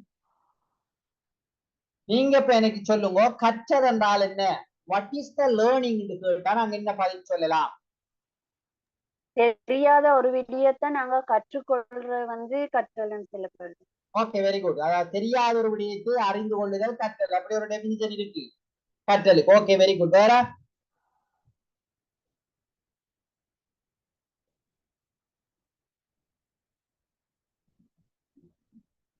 புதிய ஒரு விடயத்தையும் நாங்க அறிஞ்சு கொள்றோம். புதிய விடயத்தை அறிஞ்சு கொள்றது. ஓகே, எந்த ஒரு விடயத்தையும் ஒப்பிட்டு பார்த்து பழையனதையும் புதியதையும் ஒப்பிட்டு பார்த்து தேடி கற்றல் சார். ஓகே, நீங்க கோகுலனு கிட்ட யாராவது கோகுலன் கூகுள் கிட்ட வாட் இஸ் த லேர்னிங் நீங்க தட்டி பாருங்க, ஒரு அழகான வரைவில் அந்த கூகுள நான் கோகுலன் என்று சொல்றது சும்மா பகடிக்கு, அது என்ன அந்த ஒரு நல்ல மனம் படைத்த ஒருவர் எதை கேட்டாலும் தருவார், சரிதானே? ஆகவே நீங்க தட்டி பார்க்கலாம். லேர்னிங்கிறதுக்கு அந்த வரைவிலக்கணத்துல மிக முக்கியமான சில சொல்லாடல்கள் இருக்கு, சில சொற்பாதங்கள் இருக்கும். என்னென்றால் அது நீண்ட கால லாங் டேர்ம் ப்ராசஸ், ஒரு செயல்முறையில ஒரு உயிரில ஏற்படுகின்ற பெர்மனன்ட் பிஹேவியர் சேஞ்ச், நிலையான நடத்தை மாற்றம் தான் கற்றல் என்று இருக்கு. இப்ப உதாரணத்துக்கு நான் சொல்றேன், இப்ப எழுத வாசிக்கிறது படிக்கிறது அது மட்டுமில்லையே கற்றல். இப்ப ஒருவர் என்ன ஆரம்பிச்சினால் கார் ஓடுறதுக்கு கற்றுக்கொள்ள போகுதான். அப்ப அவர் என்ன செய்வார் என்றால் ஒரு அந்த டிரைவிங் ஸ்கூல்ல ஒரு இன்ஸ்ட்ரக்டரா இருக்கிற ஒருவர் கிட்ட போய் அவர் என்ன செய்வார் ஆரம்பிச்சினால் முதல் காரை திறப்ப போட்டு அப்ப திரும்ப என்ன இஷாட் எடுத்துட்டு அப்ப அங்க முதல் என்ன கிளேஜ நசிக்கிறதா அல்லது கீரை போடுறதா அல்லது என்ன செய்யறது ஏற்றிடறதெல்லாம் இருக்குதானே. அப்ப மெதுவாக என்ன செய்வாராம் சொன்னா நிறைய பிள்ளைகள் விடுவாரு. முதல் ஸ்டார்ட் எடுத்து முதலாவது அந்த வாகனத்தை நகரத்தை போகலையே அப்படி என்ன செஞ்சிருவாரு, பிள்ளைங்க திடீர்னு விடுவாரு, அது அப்படியே நின்று அப்படியெல்லாம் முயன்று தவறு எல்லாம் செய்து ஒரு கொஞ்ச நாளைக்கு ஓடி பழகி எல்லாம் செஞ்சு என்ன செய்வாராம் சொன்னால் ஓடுவதற்கு கற்றுக்கொள்வார். இப்ப இது ஒரு கற்றலா இல்லையா? கற்றல் செயற்பாடு. கற்றல் செயற்பாடு. அப்ப இங்க ஒரு நீண்ட நாளைக்கு அதுல அவர் ஈடுபடுறார் ஒன்று. அதனூடாக அவர்ல ஒரு நிலையான பிஹேவியர் சேஞ்ச், நடத்தை மாற்றம். முன்ன அவருக்கு காரோட தெரியாது, இப்ப காரை ஓடுவதற்கான நடத்தையை அவர் பெற்றிருக்கிறாரா இல்லையா? இதான் கற்றல். அப்ப அதே மாதிரி நாங்க எழுதுறதை எடுத்துக்கொண்டாலும் இப்ப எழுத்துக்களை சரியாக எழுத தெரியாத பிள்ளை என்ன செய்தாம் சொன்னால் மெதுவாக எழுத்து முன்பயிற்சியில ஈடுபட்டு அடுத்தது என்ன செய்தாம் சொன்னால் என்ன இப்ப நேர்கோடுகள், சரிவு கோடுகள், வளைகோடுகள் அப்படியான கோடுகளை வரைந்து திரும்ப புள்ளி கோட்டுக்கு மேல எழுதி பிறகு என்ன எழுத்துக்களுக்கு மேல அந்த புள்ளிக்கோட்டுகளுக்கு மேல எழுதி பிறகு சுயமாக எழுத்துக்களை எழுதுவதற்கு கற்றுக்கொள்ளுது. அப்ப ஆரம்பத்துல எழுத்துக்களை எழுத தெரியாத பிள்ளையில ஒரு மாற்றம் வந்திருக்கா, நிலையான மாற்றம். அதத்தான் கற்றல் என்று சொல்றோம். அப்ப என்னது இப்ப கற்றல் பேறுகள் என்று இந்த நாங்க டீச் பண்ணேக்க இந்த இதுல எழுதுவோம், என்னத்துல லெசன் பிளான். அப்ப என்ன கற்றல் பேறுகளை நாங்க எழுதக்குள்ளேயோ அதுல கட்டாயம் ஒரு நடத்தை பிஹேவியர் என்கிற அந்த அம்சம் அதுல இருக்கும். இப்ப உதாரணமாக மாணவர் என்ற சொல்ல பயன்படுத்தி கற்றல் பேறுகள் எழுதக்குள்ள மாணவர் நீர் மாசடையும் வழிகள் 5 ஏனும் அறிந்து கூறுவார். சும்மா அறிவர் என்று எழுதுறது உண்மையான கற்றல் பேறு இல்லை. அப்ப அறிந்து அந்த பிள்ளை வெளிப்படுத்துறது அந்த கற்றல் பேர்ல வரணும். இது ஒரு அறிவு சார்ந்த கற்றல் பேர். அறிவு, திறன், மனப்பாங்குங்கிற விஷயங்களை கெஸ்பிருக்கு. KASP, knowledge, attitude, skill, practice. இந்த 4 விடயங்களும் வார வகையில்தான் கற்றல் பேறுகள் அமையணும் என்றெல்லாம் சொல்லுவாங்க. ஒன்று அறிவாக இருந்தால், ஒன்று knowledge-ஆக இருத்தல், அந்த என்ன அந்த attitude-ஆக இருத்தல், அடுத்தது இப்படியான சில விஷயங்கள் அதுல இருக்கணும் சொல்லப்படும்.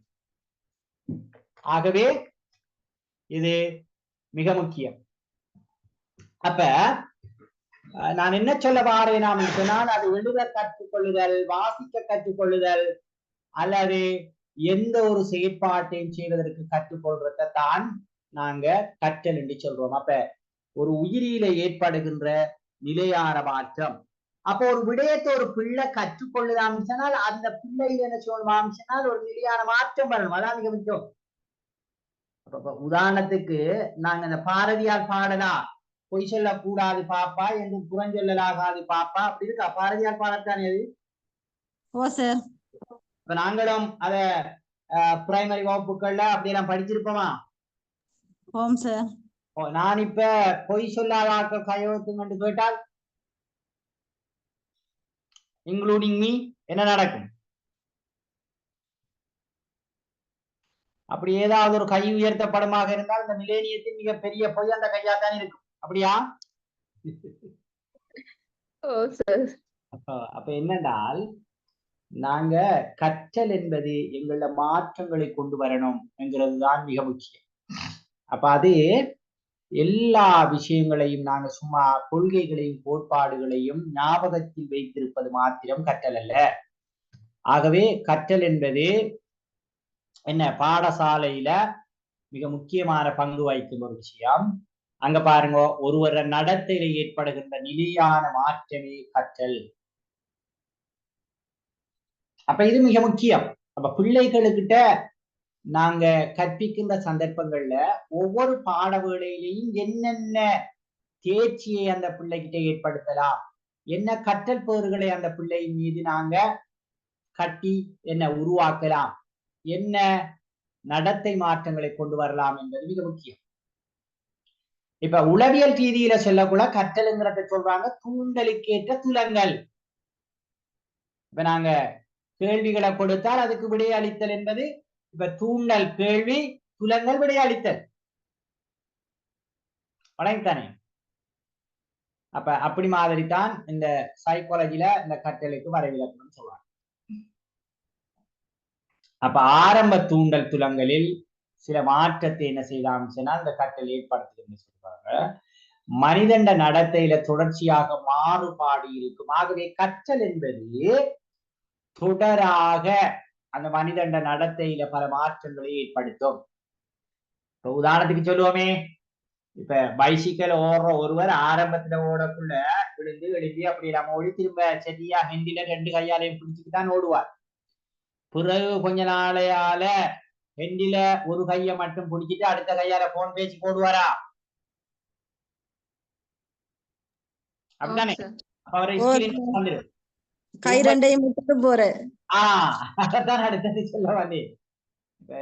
ஒரு ஒரு இறக்கத்துல போக்குள்ள கை ரெண்டையும் விட்டு போட்டெல்லாம் போவார். அப்ப அது என்ன செய்து பாருங்க பார்ப்போம். மனிதண்ட நடத்தையில இந்த கற்றல் தொடர்ச்சியாக இப்ப நாங்க உதாரணத்துக்கு சொல்றது அப்புறம் எல்லாத்திலையும் தான்.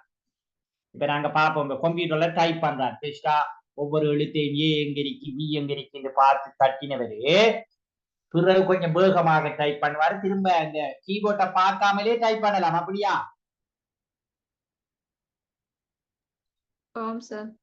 ASDF, LKJ என்று அந்த 4 விரல்களுக்கும் 2 கைக்கும் அதை வைச்சால் அதுக்கு மேலுக்கு என்னென்ன எழுத்துக்கள் இருக்கு, அதுக்கு மேலுக்கு என்ன இலக்கம் இருக்கு, அதுக்கு கீழுக்கு என்ன இலக்கங்கள் என்ன எழுத்து இருக்கு, அந்த ஷிஃப்ட்டுக்கு நாங்க எந்த விரலை பயன்படுத்துறோங்கிற ஒரு சரியான சிஸ்டத்துல டைப் பண்ற ஒருவர் கீபோர்டே பார்க்காம டைப் பண்ண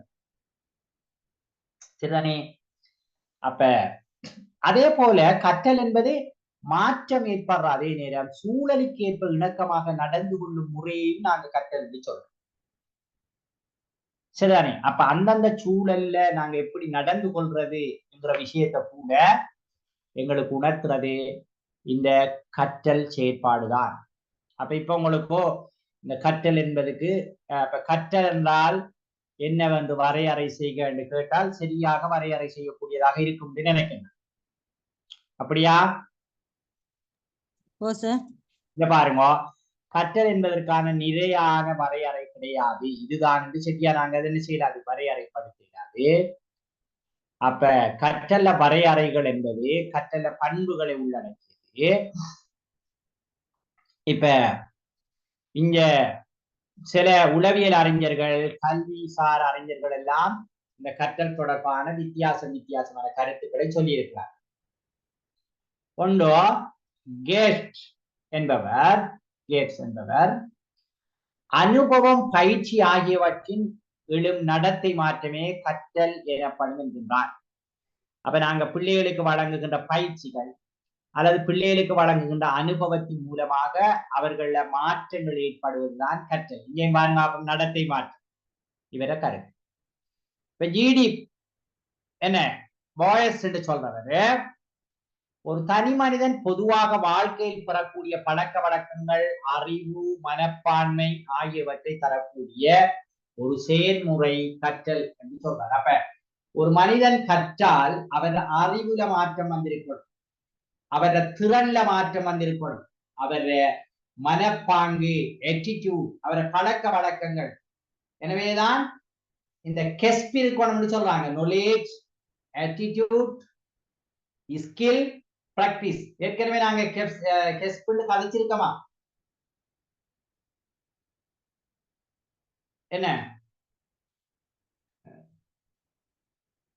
அப்படி கதைச்சிருக்கோமா? கெஸ்ப்ன்ற ஒரு விடயத்தை நாங்க டிஸ்கஸ் பண்ணிக்கோமா? இல்ல சார். கெஸ்ப்ன்ற ஒரு விஷயம் ஒன்று இருக்கு, நீங்க எழுதி கொள்ளலாம். என்றால் KASP, நீங்க அதை கேபிட்டல் எழுதலாம். KASP. கேக்கு வந்து knowledge, ஏக்கு வந்து attitude. knowledgeண்டா அறிவு, attitudeண்டா மனப்பான், எஸ்க்கு வந்து ஸ்கில் திறன், பிக்கு வந்து பிராக்டிஸ் சரிதானே பயிற்சி. அப்ப இந்த 4 விஷயங்களும் கொண்டதுதான் கற்றல் என்று சொல்லப்படும். இங்க பாருங்க, கற்றல்ல பண்புகள். அப்ப இது பிள்ளைகளுக்கிட்ட மட்டுமில்ல, மனிதர்களுக்கிட்ட மட்டுமில்ல, எல்லா உயிரினமும் கற்றுக்கொள்கிறது. அப்படி இருக்கா? அது ஆடாக இருக்கலாம், மாடாக இருக்கலாம், பறவையாக இருக்கலாம், வேறு எந்த மிருகமாகவும் இருக்கலாம். எல்லா உயிரிகளும் கற்றுக்கொள்கிறது. அப்படி கற்றுக்கொள்ளா? இப்ப நாங்க மாடு கண்டுகுட்டி அது என்ன கன்றுகின்ற உடனே அந்த கன்று பால் அருந்துவதற்கு கற்றுக்கொள்கிறது. இன்னும் கொஞ்சம் காலம் போகக்குள்ள அது புல்லை சப்புவதற்கு கற்றுக்கொள்கிறது. அப்படி நடக்கிறதுக்கு ஓடுறதுக்கு அப்படி எல்லா உயிர்களையும் நாங்க பார்க்கணும். அப்ப அது எல்லா உயிரிடத்திலையும் கற்றல் இருக்கு. இந்த கற்றல் என்பது தொடர்ச்சியானது. இப்ப உங்களுக்கு தெரியும் லைஃப் லாங் எஜுகேஷன் சொல்றாங்க. அப்படி இருக்கா? இந்த மனிதன் வாழ்நாள்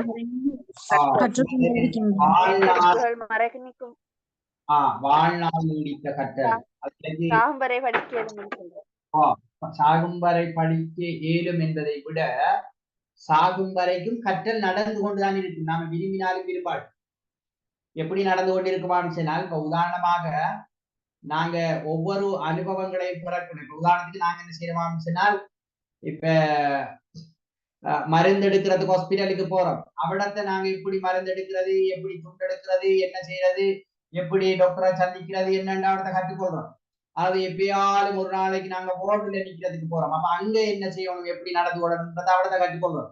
அப்படி என்னென்ன சந்தர்ப்பங்கள்ல எது எதெல்லாம் சந்திக்கமோ அதே தொடராக எங்களுக்கு அது கற்றலை நிகழ்த்துகிறது. அப்படி நடக்குதா இல்லையா? அப்ப கற்றல் என்பது ஒரு தொடர்ச்சியான விஷயம். இந்த கற்றலால நடத்தை செம்மி அடைகிறது, சிறப்பானதாக இருக்கு. இப்ப உதாரணமாக புதிதாக பிளேன்ல ஒரு ஆள் பயணம் செய்கிற ஒருவர், அதுக்கு முன்ன அவருக்கு அந்த அனுபவம் கிடைக்கும். இப்ப 2-3 தடவை அவர் போய் வரக்குள்ள எப்படி பிளேன்ல நடந்து கொள்ளணும், என்ன செய்யணும்ங்கிறதை எல்லாம் கற்றுக்கொள்வாரா? என்ன அப்படி அவர நடத்தை என்ன செய்யுமான்னு சொன்னால் என்ன செம்மை அடையும், சிறப்பானதாக நல்லதாக மாறும். கற்றல் என்பது ஒரு நோக்கத்தோட தொடர்பாட்டது. பெரும்பாலும் நாங்க பசிக்கு எப்படி சாப்பிடுற அந்த நோக்கத்தோட தொடர்பாட்ட அந்த அது மாதிரி இப்ப நாங்க வேற வேற கோர்ஸுகள் அது இதெல்லாம் வேற படிப்பெல்லாம் படிக்குமான்னு சொன்னால் அங்க ஒவ்வொன்றுக்கும் ஒவ்வொரு நோக்கம் இருக்கு. அப்ப அப்படித்தான் இந்த விஷயங்கள் இருக்கும். கற்றல் பன்முகம் கொண்டது என்றால் ஒரு விடயத்தை மாத்திரம் அடிப்படையாக கொண்டதல்ல கற்றல் என்று. பல விடயங்களை இப்ப நாங்க ஏதாவது தெரிந்து கொள்வதற்கு கற்றுக்கொள்ற அதே நேரம் அந்த அறிவை பயன்படுத்தி தொழிலை நாங்கள் பெறுவதற்கு என்ன செய்யலாம், இது பண்றோம். அந்த அறிவை பயன்படுத்தி சில செயற்பாடுகளை செய்வதற்கு நாங்கள் முயற்சிக்கிறோம். அப்படி பன்முகமான தன்மை கொண்டதுதான் கற்றல். அடுத்தது கற்றல் என்பது அனுபவத்தால விளைகின்ற ஒரு விடயம். நான் ஏற்கனவே சொன்ன மாதிரி இப்ப பிளேன்ல போகல எப்படி நடந்து கொள்றாங்கிறது, பிளேன்ல போன ஒருவர் அந்த அனுபவத்தின் மூலம் அதை என்ன செய்யறாங்க பெற்றுக்கொள்கிறார். இப்படி கற்றல்ல பண்புகள் என்று நாங்க நிறைய பண்புகளை பார்க்கக்கூடியதாக இருக்கும். இப்ப பாருங்க, நீங்க சும்மா சொல்லுங்க, கற்றல் ஏன் முக்கியத்துவம் பெறுகிறது, அது முக்கியமானது என்று சொல்றதுக்கான காரணங்கள். கற்றல் செயற்பாடு முக்கியமானது தானா? அப்படி ஒரு கேள்வி கேட்டா ஓமா இல்லையா? ஏன் அது முக்கியத்துவம் பெறுது?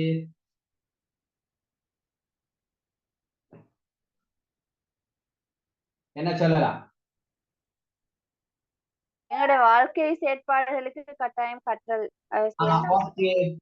ஓகே அப்ப நாங்க இப்படி அதாவது லேர்னிங் டு லிவ் அல்லது லேர்னிங் டு பி, சரிதானே? அதாவது லேர்னிங் டு லிவ் அந்த இப்ப யுனெஸ்கோவோட பில்லர்ஸ் இன் எஜுகேஷன், கல்வியில பிரதானமான 4 தூண்கள் உண்டோ என்ன, லேர்னிங் டு லிவ் வாழ்வதற்காக கற்றல். அப்ப நாங்க வாழ்றதுக்கு கற்றல் அவசியமாகிறதுங்கிறதால அது முக்கியத்துவம் பெறுவது சொல்லாம. ஓகே, வெரி குட், நல்ல கருத்து. வேற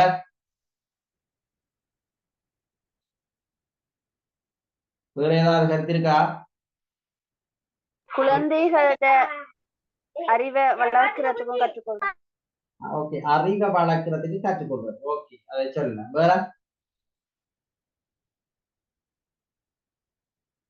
நன்மை தீமை அறிந்து செயற்படுவதற்கு. நல்லது எது கெட்டது எது அல்லது நன்மை எது தீமை எது என்று நாங்க அறிஞ்சி கடைபிடிக்கிறதுக்கு கற்றுக்கொள்வது. ஓகே, வேற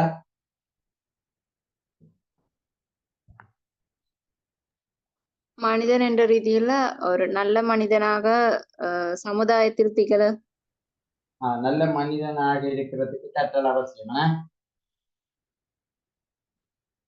ஓகே, சொல்லலாம். மதிப்பும் மரியாதையும் பெறுறது கற்றல் அவசியம்.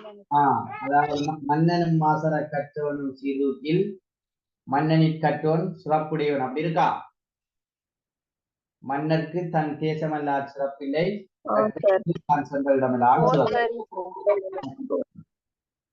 இங்க பாருங்க, இந்த கற்றல் ஏன் முக்கியத்துவம் பெறுகிறது என்றால், நீங்க சொன்ன விஷயங்கள் எல்லாம் ஓகே, அதோட சேர்த்து மனிதன் நடத்தைக்கு அடிப்படையாக அமைவது, எந்த ஒரு நடத்தையை எடுத்துக்கொண்டாலும் அதுக்கு அடிப்படையாக அமைவது இந்த கற்றல் தான். கற்றல் இல்லை என்றால் அந்த மனிதன் நடத்தையில மாற்றங்கள் இருக்காது. இந்த அடிப்படையில இது முக்கியத்துவம் வாய்ந்த ஒன்றாக இருக்கிறது என்று நாங்க சொல்லலாம். பாருங்க, மொழியை நாங்க எப்படி பெறோம்? கற்றலின் ஊடாகத்தான். இப்ப நாங்க கதைக்கிறதுக்கு பேசுறதுக்கு நாங்க கற்றுக்கொள்றோம். எங்க அது வீட்டிலேயோ அல்லது எங்கேயோ நாங்க மொழிகளை எப்படி பயன்படுத்துறாங்க, எப்படி பேசுறாங்க, என்ன செய்யறாங்கிறத ஒரு சின்ன பிள்ளையில இருந்து அந்த புள்ள அவதானிச்சு உள்வாங்கி அந்த புள்ள பேசுறதுக்கு என்ன செய்யுது, கற்றுக்கொள்ளுது. இப்ப நாங்க பாடசாலையில போய்தான் பேசுறோம் இல்லையே, அப்ப அதே போல எழுதுறேன்னு வச்சுக்கொள்ளுங்க, அல்லது வாசிக்கிறேன்னு சொல்லுங்க, இதெல்லாம் மொழியோட சம்மந்தப்பட்ட விஷயங்கள். அப்ப மொழியை நாங்க என்ன பயன்படுத்துறதுக்கு கற்றல் அவசியம். நமது பழக்க வழக்கங்களை நாங்க சரியாக ஆக்கிக் கொள்வதற்கு, அல்லது பழக்க வழக்கங்களை கற்றுக்கொள்ளுதல், எங்களோட நம்பிக்கைகள், மனப்பாங்குகள், இப்ப நாங்க பிலியூஸ் நம்பிக்கைகள், ஒவ்வொருவரும் ஒவ்வொரு விதமான விடயங்களை நம்பி இருக்கிறார்கள் அல்லது நம்புவார்கள். அந்த விஷயத்தோட அந்த கற்றல் தொடர்பாகத்தால் அது முக்கியத்துவம். இப்ப சிலர் இலட்சியங்களை தங்களுக்குள்ள உருவாக்கி கொள்வாங்க. அது என்ன, அதுவும் ஒரு கற்றல்ல வெளிப்பாடாகத்தான் இருக்கு. இப்ப உதாரணமாக சிலர் சில தொழில்களுக்கு நாங்க போகணும்ன்ற ஒரு இலட்சியத்தை வளர்த்து அதனை நோக்கி நகர்றாங்க. என்ன காரணம் என்றால் அது அந்த தொழில் பற்றிய அனுபவம் அல்லது அந்த தொழில் பற்றிய அவருக்கு இருக்கின்ற அந்த அறிவு அல்லது அந்த தொழிலை பற்றி அவர் தெரிந்து கொண்ட அந்த அம்சங்கள் அவரை அதுல உண்டு. அப்ப ஒரு இலட்சியத்தை வளர்த்து கொள்றது கூட கற்றல் அவசியம்ங்கிறதால முக்கியத்துவம். அதே போல நாங்க எங்களுக்குன்னு ஒரு கொள்கையை வளர்த்து கொள்றது, எங்களோட ஆளுமை பண்புகளை விருத்தி செய்யறதுக்கு, எங்களோட பேச்சாக இருக்கலாம், எழுத்தாக இருக்கலாம், சரிதானே, நிர்வாகத்திறனாக இருக்கலாம், எங்களோட நடை உடை பாவனை என்று பல ஆளுமை திறன்களை நாங்கள் வளர்த்து கொள்வதற்கும் இந்த கற்றல் உதவுவதாலே முக்கியத்துவம் பெறுகிறது. அடுத்தது நாங்க புலக்காட்சி பெற விஷயம் நாங்க ஏற்கனவே பார்த்திருக்கோம். அப்ப சரியாக புலக்காட்சி பெறணும் என்றால் எங்கள்கிட்ட எங்கள் அறிவு கற்றல் சரியாக இருந்தால் புலக்காட்சியும் சரியாக இருக்கும். இப்படி எல்லா விஷயங்களையும் இந்த கற்றல் மிகுந்த பங்கு வகிக்கிறதால அது முக்கியத்துவம் வாய்ந்தது என்று நாங்க சொல்லலாம். அதே போல பாருங்க, ஓகே, குழந்தை கற்றலின் காரணமாகவே தனது சுற்றுச்சூழலை கையாள்வதில் மேம்பட்ட நடத்தையை வெளிப்படுத்த முடியும். இப்ப நாங்க எப்படி நாங்க இந்த சுற்றுச்சூழல இருக்கின்ற பொருட்களை கையாள்வது அல்லது இந்த சுற்றுச்சூழலுக்கு ஏற்ற வகையில் நாங்க எப்படி நடந்து கொள்றதுங்கிறதெல்லாம் என்ன கற்றலின் ஊடாகத்தான் பிள்ளை அறிந்து கொள்வது. கற்றல்னா நான் ஆல்ரெடி சென்றேன், பள்ளிக்கூடத்துக்கு போய் படிக்கிற மட்டும் இல்லை, சரிதானே. அப்ப எல்லா விஷயங்களும் இந்த கற்றலாதான் இடம்பெறுகிறதுங்கிறதால அது முக்கியத்துவம் பெறுகிறது.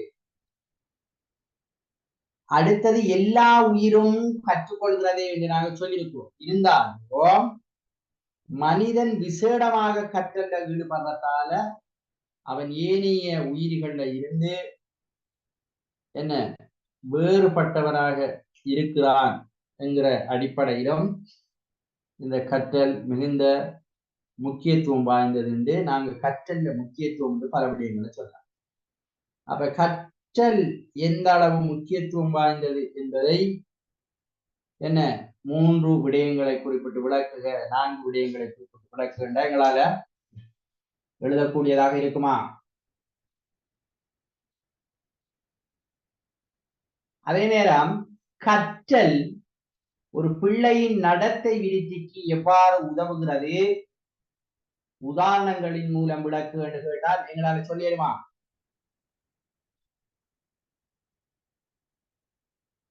என்ன ஏலும் சார்.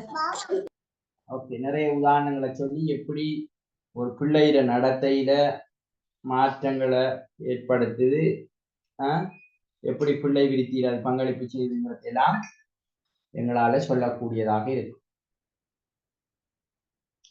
இப்ப பாருங்க, இந்த கற்றல்ல பல்வேறு வகைகள் இருப்பதாக சொல்லப்படும். நாங்க கற்றுக்கொள்கின்ற முறைகள் என்று நாங்க பலதுகளை சொல்லலாம். நான் முன்னே சொல்லி இருக்கிறேன். அதாவது என்னது, ஃபார்மல் எஜுகேஷன், நான் ஃபார்மல் எஜுகேஷன், இன்ஃபார்மல் எஜுகேஷன், அப்படி ஒரு சிஸ்டம் இருக்கு. படிப்பீங்களா? ஓ சார். என்னது ஃபார்மல் எஜுகேஷன்டா? முறைசார் கல்வி. இப்ப பாடசாலையில வழங்கப்படுறது எல்லாம் என்ன? முறைசார் கல்வி. அதுக்கு இருக்கன. அடுத்தது முறைசாரா கல்வின்னு ஒன்று இருக்கா? என்னது முறைசாரா கல்விங்கிறது? தொழிற்பயிற்சி நிலையங்கள்ல வழங்கப்படும் கல்வி. அப்படியானவைகளை வழங்கப்படும். அடுத்தது முறையில் கல்வி. தொலைத்தொடர்பு சாதனங்கள், பத்திரிகைகள் மூலம். அதாவது ஒரு பிள்ளை இந்த முறைசாரா தவிர்ந்த ஏனைய வழிகள் முழுவதாலே கற்றுக்கொள்வது அனைத்தும் முறையில் கல்வி. சரியானே? அது இன்ஃபார்மல் எஜுகேஷன் சொல்லுங்க. வீட்டுல சரிதானே, அல்லது எங்க இதுகள்ல என்ன மதஸ்தலங்கள்ல அல்லது அரசியல் கட்சிகள்ல அல்லது ஏனைய தொடர்பு சாதனங்கள்ல அல்லது தியோ குரூப்பின் ஊடாக அப்படி சொல்றதெல்லாம். அதே போல இப்படி கற்றல்ல வகைகள் என்று சில வகைகள் இங்க என்ன செய்யப்பட்டு அமைச்சனால் அடையாளப்படுத்தப்பட்டு கொண்டோ செய்திறன் கற்றல். இது ஸ்கில் லேர்னிங் என்று சொல்ற. ஒரு விடயத்தை செய்வதற்கான திறனை பெற்றுக் கொள்வதற்கு கற்கின்ற ஒரு வகை. அதே போல அந்த புலக்காட்சி கற்றல், பெர்செப்ஷனல் லேர்னிங் போன்ற பார்த்து கற்றுக்கொள்ளுகின்ற ஒரு முறை. அடுத்த பொதுமை கருத்து வழி கற்றல், கன்செப்சுவல் லேர்னிங். அது ஒரு கன்செப்ட், இது என்ன கன்செப்ட்ன்ற கன்செப்டை விளங்கிக் கொள்றதுக்கு கற்றுக்கொள்ளும். அதே போல பின்பற்றி கற்றல். பிள்ளைகள் இமிட்டேஷன், பண்டூரான் ஒருவரை நான் உங்களுக்கு சொல்லியிருக்கிறேன்.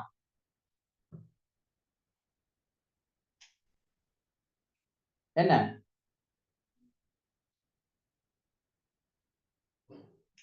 பண்டூரான் ஒரு உளவியலாளர், அவர் தெரியுமா உங்களுக்கோ? அதாவது பேரை கேள்விப்பட்டீங்களா? பண்டூரா? இல்ல சார்.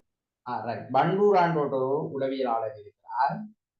அவர் ஒரு கற்றல் கொள்கையை முன்வைத்திருக்கிறார். என்றால் போல கற்றல், இமிட்டேஷன் என்று சொல்றார். இமிட்டேஷன்டா சில நாம் அந்த காதில கழுத்துல போடுறதெல்லாம் இமிட்டேஷன் இருக்குமா? என்ன இமிட்டேஷன்? தங்கத்தை போன்று.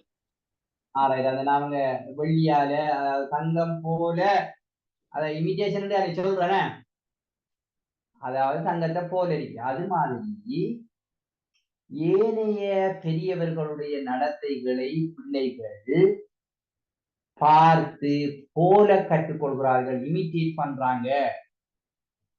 அப்ப அந்த முறையினூடாகவும் கற்றல் இடம்பெறுகிறது, பின்பற்றி கற்றல். அடுத்தது உற்று நோக்கி கற்றல். சில விடயங்களை உற்று நோக்குவதன் ஊடாக பிள்ளைகள் கற்றுக்கொள்கிறார்கள். இப்படி பல்வேறு வகைப்பாட்டில பிள்ளைகள் கற்றுக்கொள்றது என்ன செய்யலாம் சொன்னால் பார்க்கக்கூடியதாக இருக்கு. இப்படி ஒரு விஷயம் இருக்கு. இப்ப உங்களுக்கு தெரியும், நாங்க அண்டு நடத்தைவாத கற்றல் கொள்கை, அறிக்கைவாத கற்றல் கொள்கை, கட்டுவாக்க கற்றல் கொள்கை, கடற்கற்றல் கொள்கை அப்படி ஏதாவது பார்த்துருக்கோமா? இல்லையே?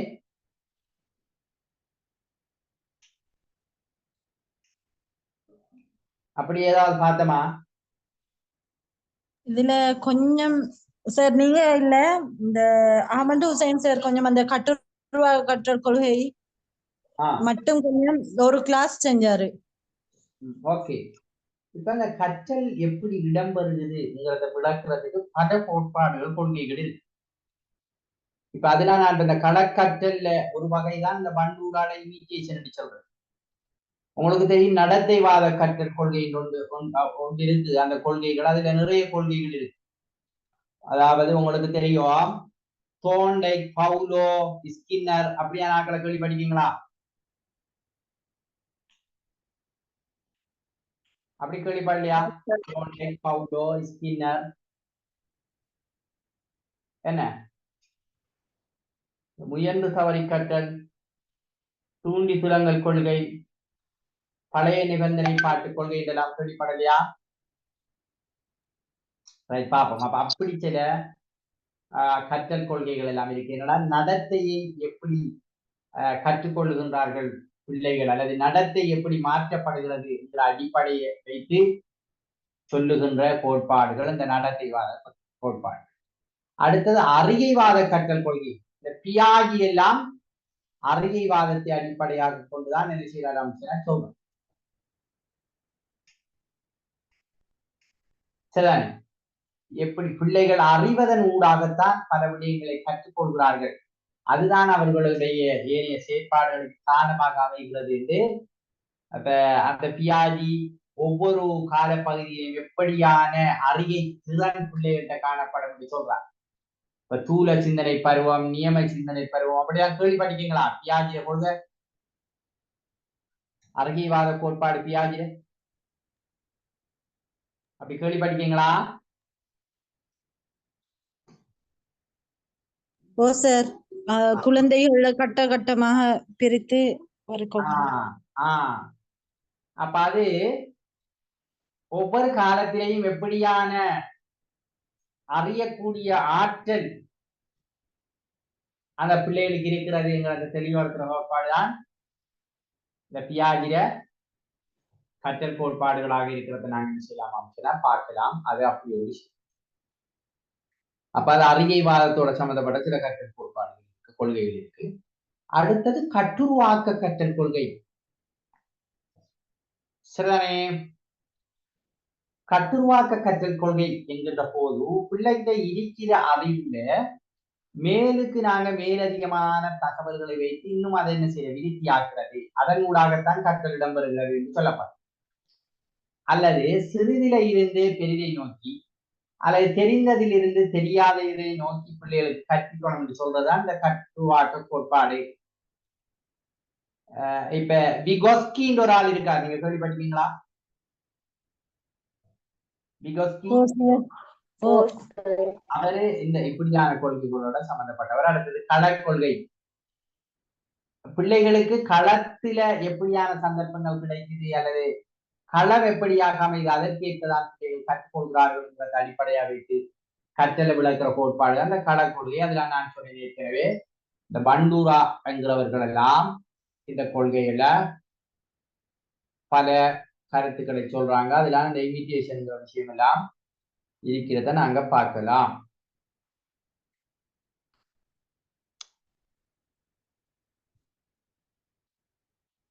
இது சுருக்கமாக இதுல இந்த கற்றல் கோட்பாடுகளை நான் போட்டிருக்கிறேன். சும்மா சுருக்கமாக அதை நாங்க பார்த்து கொள்ளலாம். ஒன்று முயன்று தவறி கற்றல் என்று சொல்வதுதான் இந்த இயல் தோண்டைக்கிற கற்றல் கொள்கை.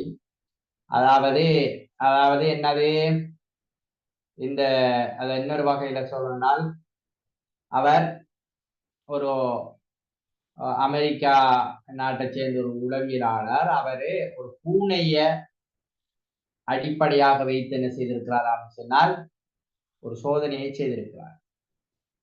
அல்லது இவர கொள்கைக்கு தூண்டி துலங்கல் கொள்கை என்று சொல்றார். இவர் என்ன செய்தார் அப்படின்னு சொன்னால் ஒரு பூனைய ஒரு பாக்ஸ்ல போட்டுட்டோ ஒரு அந்த பூனைக்கு தெரிகிற மாதிரி வெளியே என்ன செய்தார் அப்படின்னு சொன்னா அவரோட உணவை வச்சு இப்ப அந்த பூனை அந்த பசியால வெளியே வார முயற்சிக்கு பாஞ்சி அப்படி திரியேட்டு அங்க ஒரு பொத்தான் ஒன்று அழுத்தப்படுகின்ற சந்தர்ப்பத்துல அந்த கதவு திறப்பட்டு அந்த பூனை வெளியே வர அடிப்படையில அதை செக் பண்ணி அப்ப பல தடவைகள் பாஞ்சி அங்கலஞ்சலந்து எல்லாம் முயன்று கடைசி அந்த பத்துல என்ன நசிப்பட்ட உடனே அந்த பூனை வெளியே வந்து அந்த உணவை சாப்பிடும். மீண்டும் மீண்டும் அந்த பூனையை அந்த பொட்டிக்கிட்ட போடக்கூடிய இப்ப முதலாவது தடவை அந்த பூனை வெளிவாரத்துக்கு அரை மணிக்கு ஆரம்பித்தால் அடுத்த தடவை வரக்குள்ள அது இன்னும் என்ன செய்யும், ஒரு 5-10 நிமிஷம் அதுல குறையுது. இப்ப 25 நிமிஷத்துல அது வருது, திரும்ப போடக்குள்ள 20 நிமிஷம் திரும்ப அப்படி பார்த்து அப்ப என்னண்டால் இந்த பூனை பாஞ்சி அப்படி ஓடி திரியக்குள்ள அது படுகுது. அப்ப அது பார்க்குது இவடத்தை நாங்க நசிக்கின்ற போதுதான் நாங்க போகலாம்டா. அப்ப முயன்று தவறி இந்த பூனை கற்றுக்கொள்வதை போல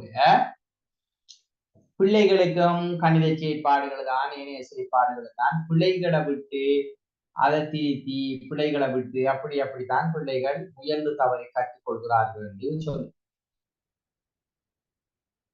சொல்லுதானே.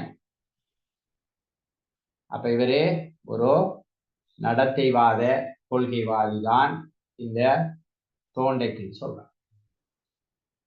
இவர் மிக முக்கியமான சில விதிகளை சொல்லியிருக்கிறார் பாருங்க. ஆயத்த விதி, பயிற்சி விதி, விளைவு விதி என்று 3 விதிகளை சொல்லியிருக்கார் தோண்டைக்கிற கோட்பாடு. என்ன ஆயத்த விதி என்றால், இப்ப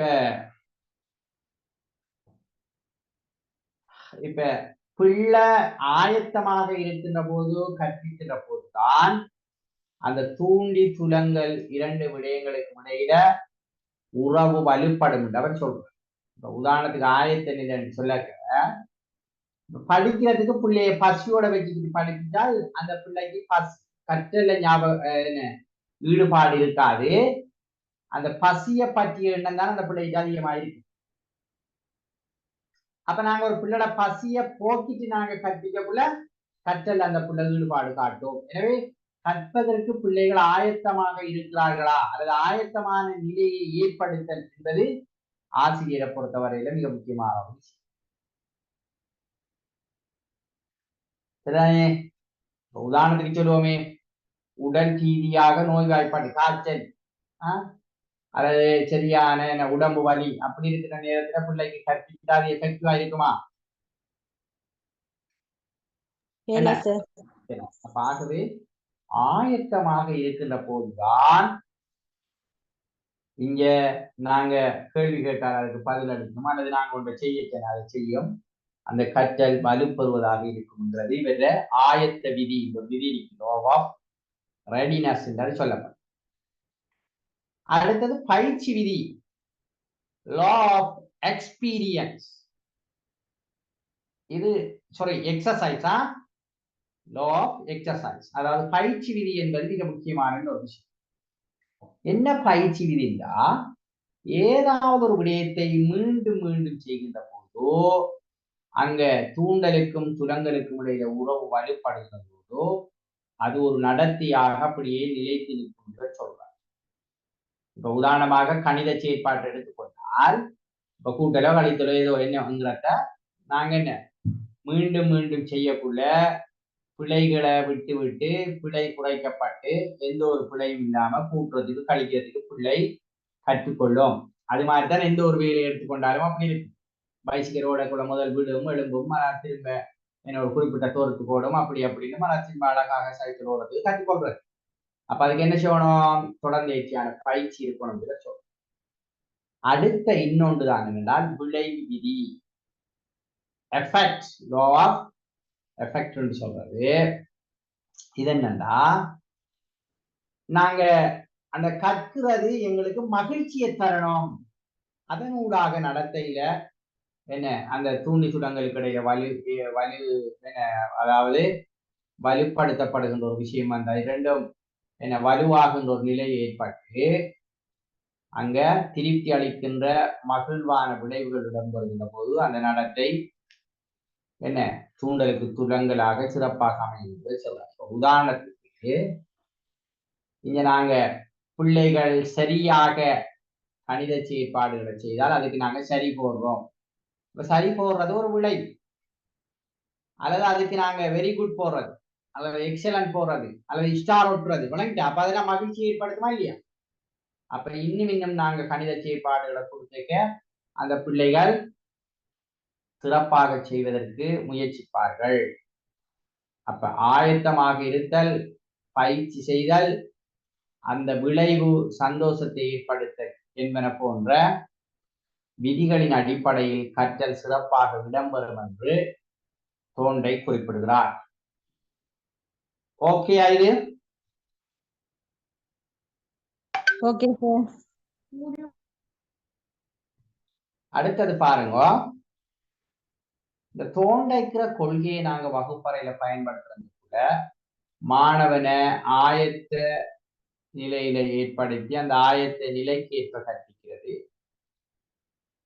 கற்பித்தல் நாங்க அந்த பிள்ளைக்கு மகிழ்ச்சி ஏற்படுத்துறதுக்கு பரிசை வழங்குறது. தண்டனை என்கிற போது இந்த உடல் என்ன வதைகளை அடிக்கிறது பேசுறது இல்லை, அதை வித்தியாசமான விதத்திலே நாம் கொடுக்கலாம். சில கெட்ட நடத்தைகளை இல்லாமல் செய்வதற்கு அதிகமான பயிற்சிகள் வழங்குவதற்காக பிள்ளையை நாங்கள் மேம்படுத்தலாம்.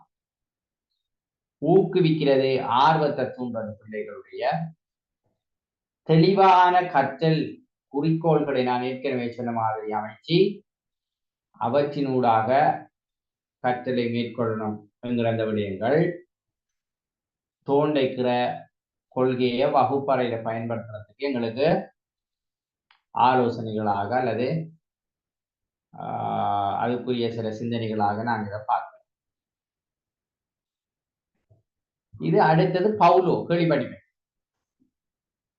இவர் என்னத்துல ஆய்வு செய்தார் என்று தெரியுமா உங்களுக்கோ? பவுலோ இப்ப தெரியும் சார், நாயை கொண்டு. எப்படி தெரியும்? இதுல இருக்கீங்கிறதால நாயை வச்சுக்கொண்டு இவரை சொல்றாமா, நிபந்தனை பாட்டு கொள்கைதான் வெறும் ஒரு நடத்தைவாத கொள்கைதான் நிபந்தனை பாட்டு கொள்கை சரிதானே, அல்லது பழைய நிபந்தனை பாட்டு கொள்கை இதை சொல்றதுக்கு.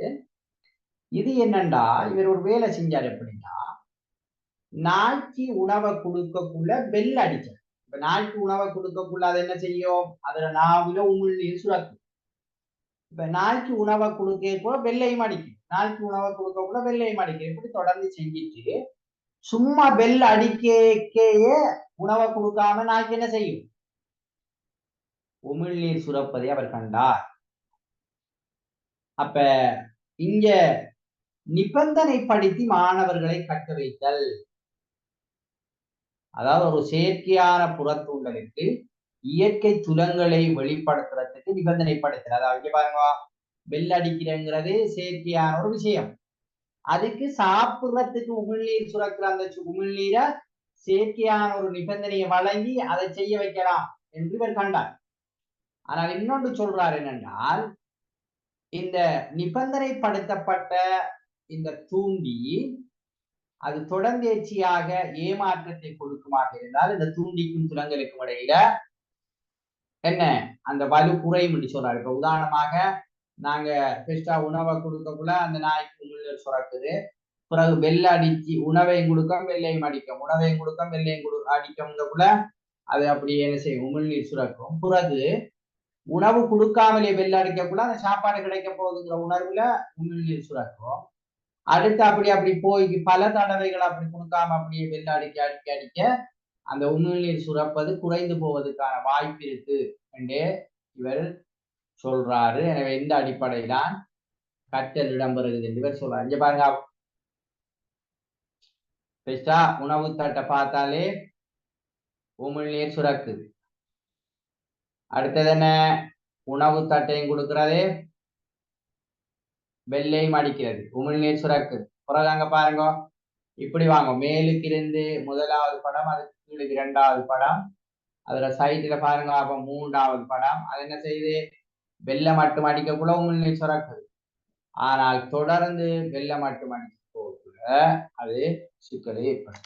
அல்லது நீங்க இந்த முதலாவது படம் இங்க இருக்கிற உணவு கொடுக்கக்குள்ள என்ன இது சுரக்குறது, சும்மா இருந்தா என்ன செய்யாது? உமிழ்நீர் சுரக்காது. உணவையும் கொடுக்கக்குள்ள வெள்ளையும் அடிக்கும். பிறகு வெள்ளை மட்டும் அடிக்கக்குள்ள என்ன செய்வோம் சொன்னால் உமிழ்நீர் சுரக்கும். ஆனால் இது தொடர்ந்து சாப்பாட்டை கொடுக்காம வெள்ளடிச்சு போகல, பிறகு சும்மா வெள்ளடிச்சாலும் உமிழ்நீர் சுரக்கும்.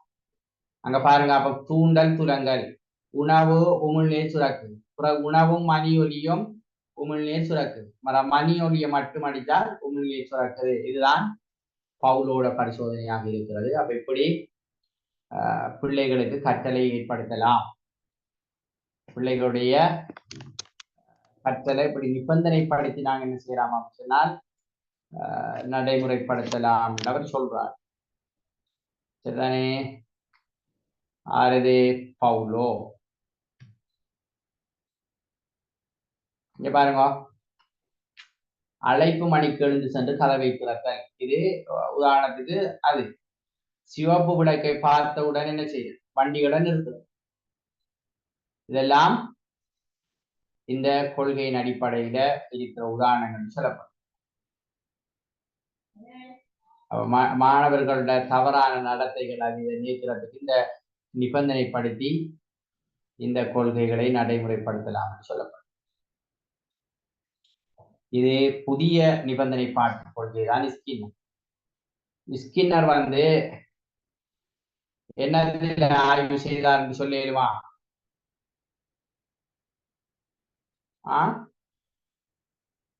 தெரியுமா?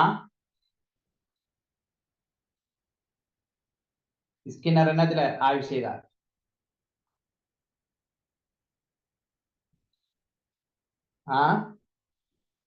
ஓகே, இவர் ஒரு புறாவை அடிப்படையாக வைத்து ஆய்வு செய்தார். என்னென்றால் ஒரு ஒரு ஒரு புறாவை ஒரு கூட்டுல போட்டு அதில் ஒரு பட்டன் அப்படி கொத்தினால் அதுக்கு என்ன செய்யப்படுமா சொன்னால் தானியம் ஒன்று கிடைக்கும். அப்ப திரும்ப கொத்தினால் தானியம் ஒன்று வரும். அப்ப அப்படி இவரு நடத்தையை ஏற்படுத்தினார். இவர் என்ன சொல்றாரு என்றால், இப்ப விளைவு ஒரு ஒரு மகிழ்ச்சிகரமான விளைவு அல்லது இப்ப அந்த இது கிடைக்கிற தானியம் கிடைக்கிறதால அந்த அதனுடைய செயற்பாடு அப்படி மாறுதுன்னு சொல்றாங்க. இப்ப உங்களுக்கு தெரியுமா, நீங்க இப்ப இந்த இதுக்கெல்லாம் போய்ப்பீங்களா சில நேரம்? என்னது நாங்க அண்டி சொன்னோமா அந்த இதுல இந்த மிருக காட்சி சாலையில அந்த வழங்கப்படுது நாம இந்த மிருக காட்சி சாலையில அந்த சூழ அந்த நீர்நாயா என்னது அப்படி அப்படி பாஞ்செல்லாம் போகும், அல்லது யானைகளுடைய அந்த சாகசம் எல்லாம் இருக்காங்க அப்படி இருக்கா? உதாரணமா அங்க ஒரு அந்த வளையத்துக்குள்ளால அந்த பாயோ மரம் அந்த அப்படியோ நீந்தி பாய்தோ அந்த போலையெல்லாம் கொடுத்தாது அந்த அந்த என்ன அந்த வாயில அப்படி வச்சுக்கிட்டு அப்படி விளையாட்டு எல்லாம் காட்டும். அப்படி அதை நீங்க பார்த்திருக்கீங்களா ஜூல? அது என்னது, நீர் நாய்? அது நீர் நாய் தான். அதுக்கு அந்த இது நடக்கக்குள்ள ஏதாவது அந்த அந்த அந்த சீட்டி விசில் அடிக்க அது பாயும் அப்படி எல்லாம் செய்யும். அதுக்குள்ள ஏதாவது நடக்கிறத நீங்க அவதானிச்சிட்டீங்களா? அதுக்கு இடையில உணவு கொடுக்கப்படுகிற அந்த ஒவ்வொரு செயற்பாடுகளும் செய்யும் போது செஞ்சு முடிச்சதும் அதுக்கு என்னமோ சின்ன சாப்பாடு ஒன்று வாயில ஊட்டப்படுகிறது. அதான் விஷயம். அது மாதிரி தான் இங்க புறாவுக்கு அந்த என்ன அந்த இதை கொடுத்து என்னது தானியத்தை கொடுத்தாரு நடத்திய மாற்ற மாதிரி அங்க அதுக்கு அதை கொடுத்து வச்சு மீனே நம்ம ஒன்று அப்படி தூக்கி திகறி வர பெரும்பாலும் ஆட்கள் அவதானிக்கிறதுல அந்த இது காட்டுற சாகசங்களை தான் அவதானிக்கு. அது இந்த ஸ்கின்னர் கொள்கையின் அடிப்படையிலான அது நடக்கும். எனவே பிள்ளைகளுக்கு நாங்க இப்படி சில விஷயங்களை வழங்குவதன் ஊடாக அந்த பிள்ளைகளோட நடத்தைகள மாற்றங்களை ஏற்படுத்தலாம் கோட்பாடு சொல்லுது. இங்க பாருங்க, இந்த இது பவுலோட இதுல நடத்தை உருவாக்க மீள வலியுறுத்தல் வகைகள் என்று இவர் சொல்றார். சரியானே? என்னது இதுல இங்க நேர்மீள வலியுறுத்தல் மறைமீள வலியுறுத்தல் இருக்கு. சரிதானே? இப்ப குறிப்பாக நாங்க இந்த அந்த பிள்ளைகளுக்கு பரிசு பாராட்டு வழங்குறதெல்லாம் நேர்மீள வலியுறுத்தல். நீள வலியுறுத்தல் என்று சொன்னால் அடிக்கிறது அல்லது வேற தண்டனைகளை கொடுக்கிறது. அதை இந்த நீள வலியுறுத்தலின் ஊடாக கெட்ட நடத்தைகளை மாணவர்கள்ட்ட என்ன செய்யலாம், நாங்க இல்லாம செய்யலாம். இப்படி சொல்லப்படாது. அதுல இந்த அடிக்கிறது இதைகிறதுங்கிறத விட வேற வித்தியாசமான வேற உளவியல் ரீதியான சில மறை மீள வலியுறுத்தல்களை செய்யலாம்னு சொல்லப்படும். இதுல இந்த மீள வலியுறுத்தல்ல அட்டவணை கால அளவு திட்டம், விகித அளவு திட்டம் எல்லாம் இருக்கு. என்னன்னா இங்க வந்து ஒவ்வொரு காலத்துக்கும் ஏற்ப என்ன பரீட்சை வைக்கிறது. இப்ப உதாரணத்துக்கு இந்த ஒவ்வொரு என்ன மாதமும் மாதாந்த பரீட்சை வைக்கிறதுங்கிறது காலத்துக்கு கால அளவு திட்டம். விகித அளவு திட்டம் என்று சொன்னால் அது இங்க ஒரு குறிப்பிட்ட என்ன கணக்குகளை கொடுக்குறாங்க. இப்ப உதாரணத்துக்கு நிலையான கால அளவு திட்டோமிக்கு மாறுங்கால அளவு திட்டோமிக்கு ஒவ்வொரு மாதமும் 30ஆம் தேதி என்ன நடக்கும் அல்லது 25ஆம் தேதி மாதாந்த பரீட்சை நடக்குமான்னு சொன்னா நிலையான கால அளவு திட்டம். ஆனால் ஒரு மாதம் 20ஆம் தேதி நடக்கும், இன்னொரு மாதம் 25ஆம் தேதி, இன்னொரு மாதம் 30ஆம் தேதி அப்படி நடக்குமான்னு சொன்னா இது கால அளவு திட்டம் தான், மாறுகின்ற கால அளவு திட்டம். நிலையான விகித அளவுன்னு சொன்னால் 10 கேள்விகளுக்கு சரி எடுத்தால் அங்க என்ன அவருக்கு வெரி குட் போடுறது. அப்ப 10 கேள்விகளுக்கு சரி எடுத்தால் தொடர்ந்து அப்படி நடக்காமட்டா அது நிலையான விகிதம். இங்க ஒரு தடவை 5 சரி எடுத்ததுக்கு வெரி குட் போட்டிருக்கார், இன்னொரு தடவை 15 சரி எடுத்ததுக்கு வெரி குட் போட்டிருக்கார், இன்னொரு தடவை 10 சரி எடுத்தது, அது மாறுகின்ற விகித அளவு திட்டமாக இருக்கும். அப்ப இப்படியான திட்டங்களின் ஊடாக மாணவர்களுடைய கற்றலை வழிப்படுத்தலாம், என்ன வலுப்படுத்தலாம் என்று இந்த என்ன 6 பேர் நாம கடைசியா பார்த்தவர் ஸ்கின்னர் குறிப்பிடுகிறார். அப்ப நாங்க இதுல சும்மா மேலோட்டமாக இந்த கற்றல் கொள்கையில நடத்தைவாத கற்றல் கொள்கையை தான் இதுல பார்த்திருக்கிறோம். மற்றது நீங்க பார்க்கலாம், என்னது இந்த கள கற்றல் கொள்கை இருக்கு, அறிகைவாத கற்றல் கொள்கை, அந்த தியாகியெல்லாம் நீங்க பார்த்துருக்கீங்க. அப்படியான விஷயங்கள் எல்லாம் இதுல இருக்கிறத நாங்க பார்க்கலாம். ஓகே, அப்ப நாங்க இன்றைக்கு இந்த ஒரு பிள்ளையினுடைய உளவிருத்தி அல்லது உளவிருத்தி என்பதை விட ஐக்கியூ, ஒரு பிள்ளையினுடைய நுண்ணறிவு விருத்தியை செய்யறதுக்கு ஒவ்வொரு கட்டத்திலையும் எப்படியான சில செயற்பாடுகளை நாங்கள் நடைமுறைப்படுத்தலாம்ங்கிறத பெருவாரியாக சில விஷயங்களை பார்த்தோம். அதே மாதிரி கற்றல், இப்ப நீங்க சொல்லலாமா கற்றல் என்றால் என்னண்டா விளக்கம் சொல்லலாமா? என்ன கற்றல் என்றால் என்னன்னு சரியா விளக்கம் சொல்லலாமா? ஒரு உயிரில் ஏற்படும் நிலையான மாற்றம், அதாவது நீண்ட கால ப்ரோசஸ், நீண்ட கால என்னத்தின் மூலம்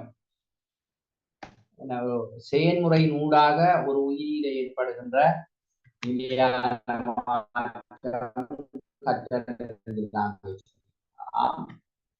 அதே போல இந்த கற்றல் எவ்வளவு முக்கியத்துவம் வாய்ந்தது, அல்லது கற்றல்ல வரையறைகள் என்ன, கற்றலுக்குரிய வரைவிலக்கணங்கள் என்ன, கற்றல்ல பண்பு என்ன, அது எவ்வளவு முக்கியத்துவம் பெறுகிறது, என்ன வகையான அடிப்படையில பிள்ளைகள் கற்றுக்கொள்கிறார்கள், அதே போல கற்றல்ல இருக்கின்ற கொள்கைகள்ல நடத்தைவாத கற்றல் கொள்கை தொடர்பாகவும் நாங்கள் இன்றைக்கு என்ன செய்திருக்கிறோம், பார்த்திருக்கிறோம். சரிதானே?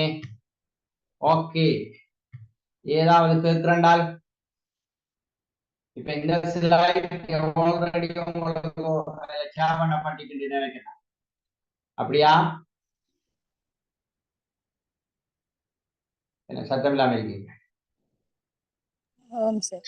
ஓகே, அப்ப நாங்க வேறு ஏதாவது நீங்க சில விஷயங்களை இந்த யூடியூப்ல போய் தேடுங்கோ, அல்லது என்ன இதுல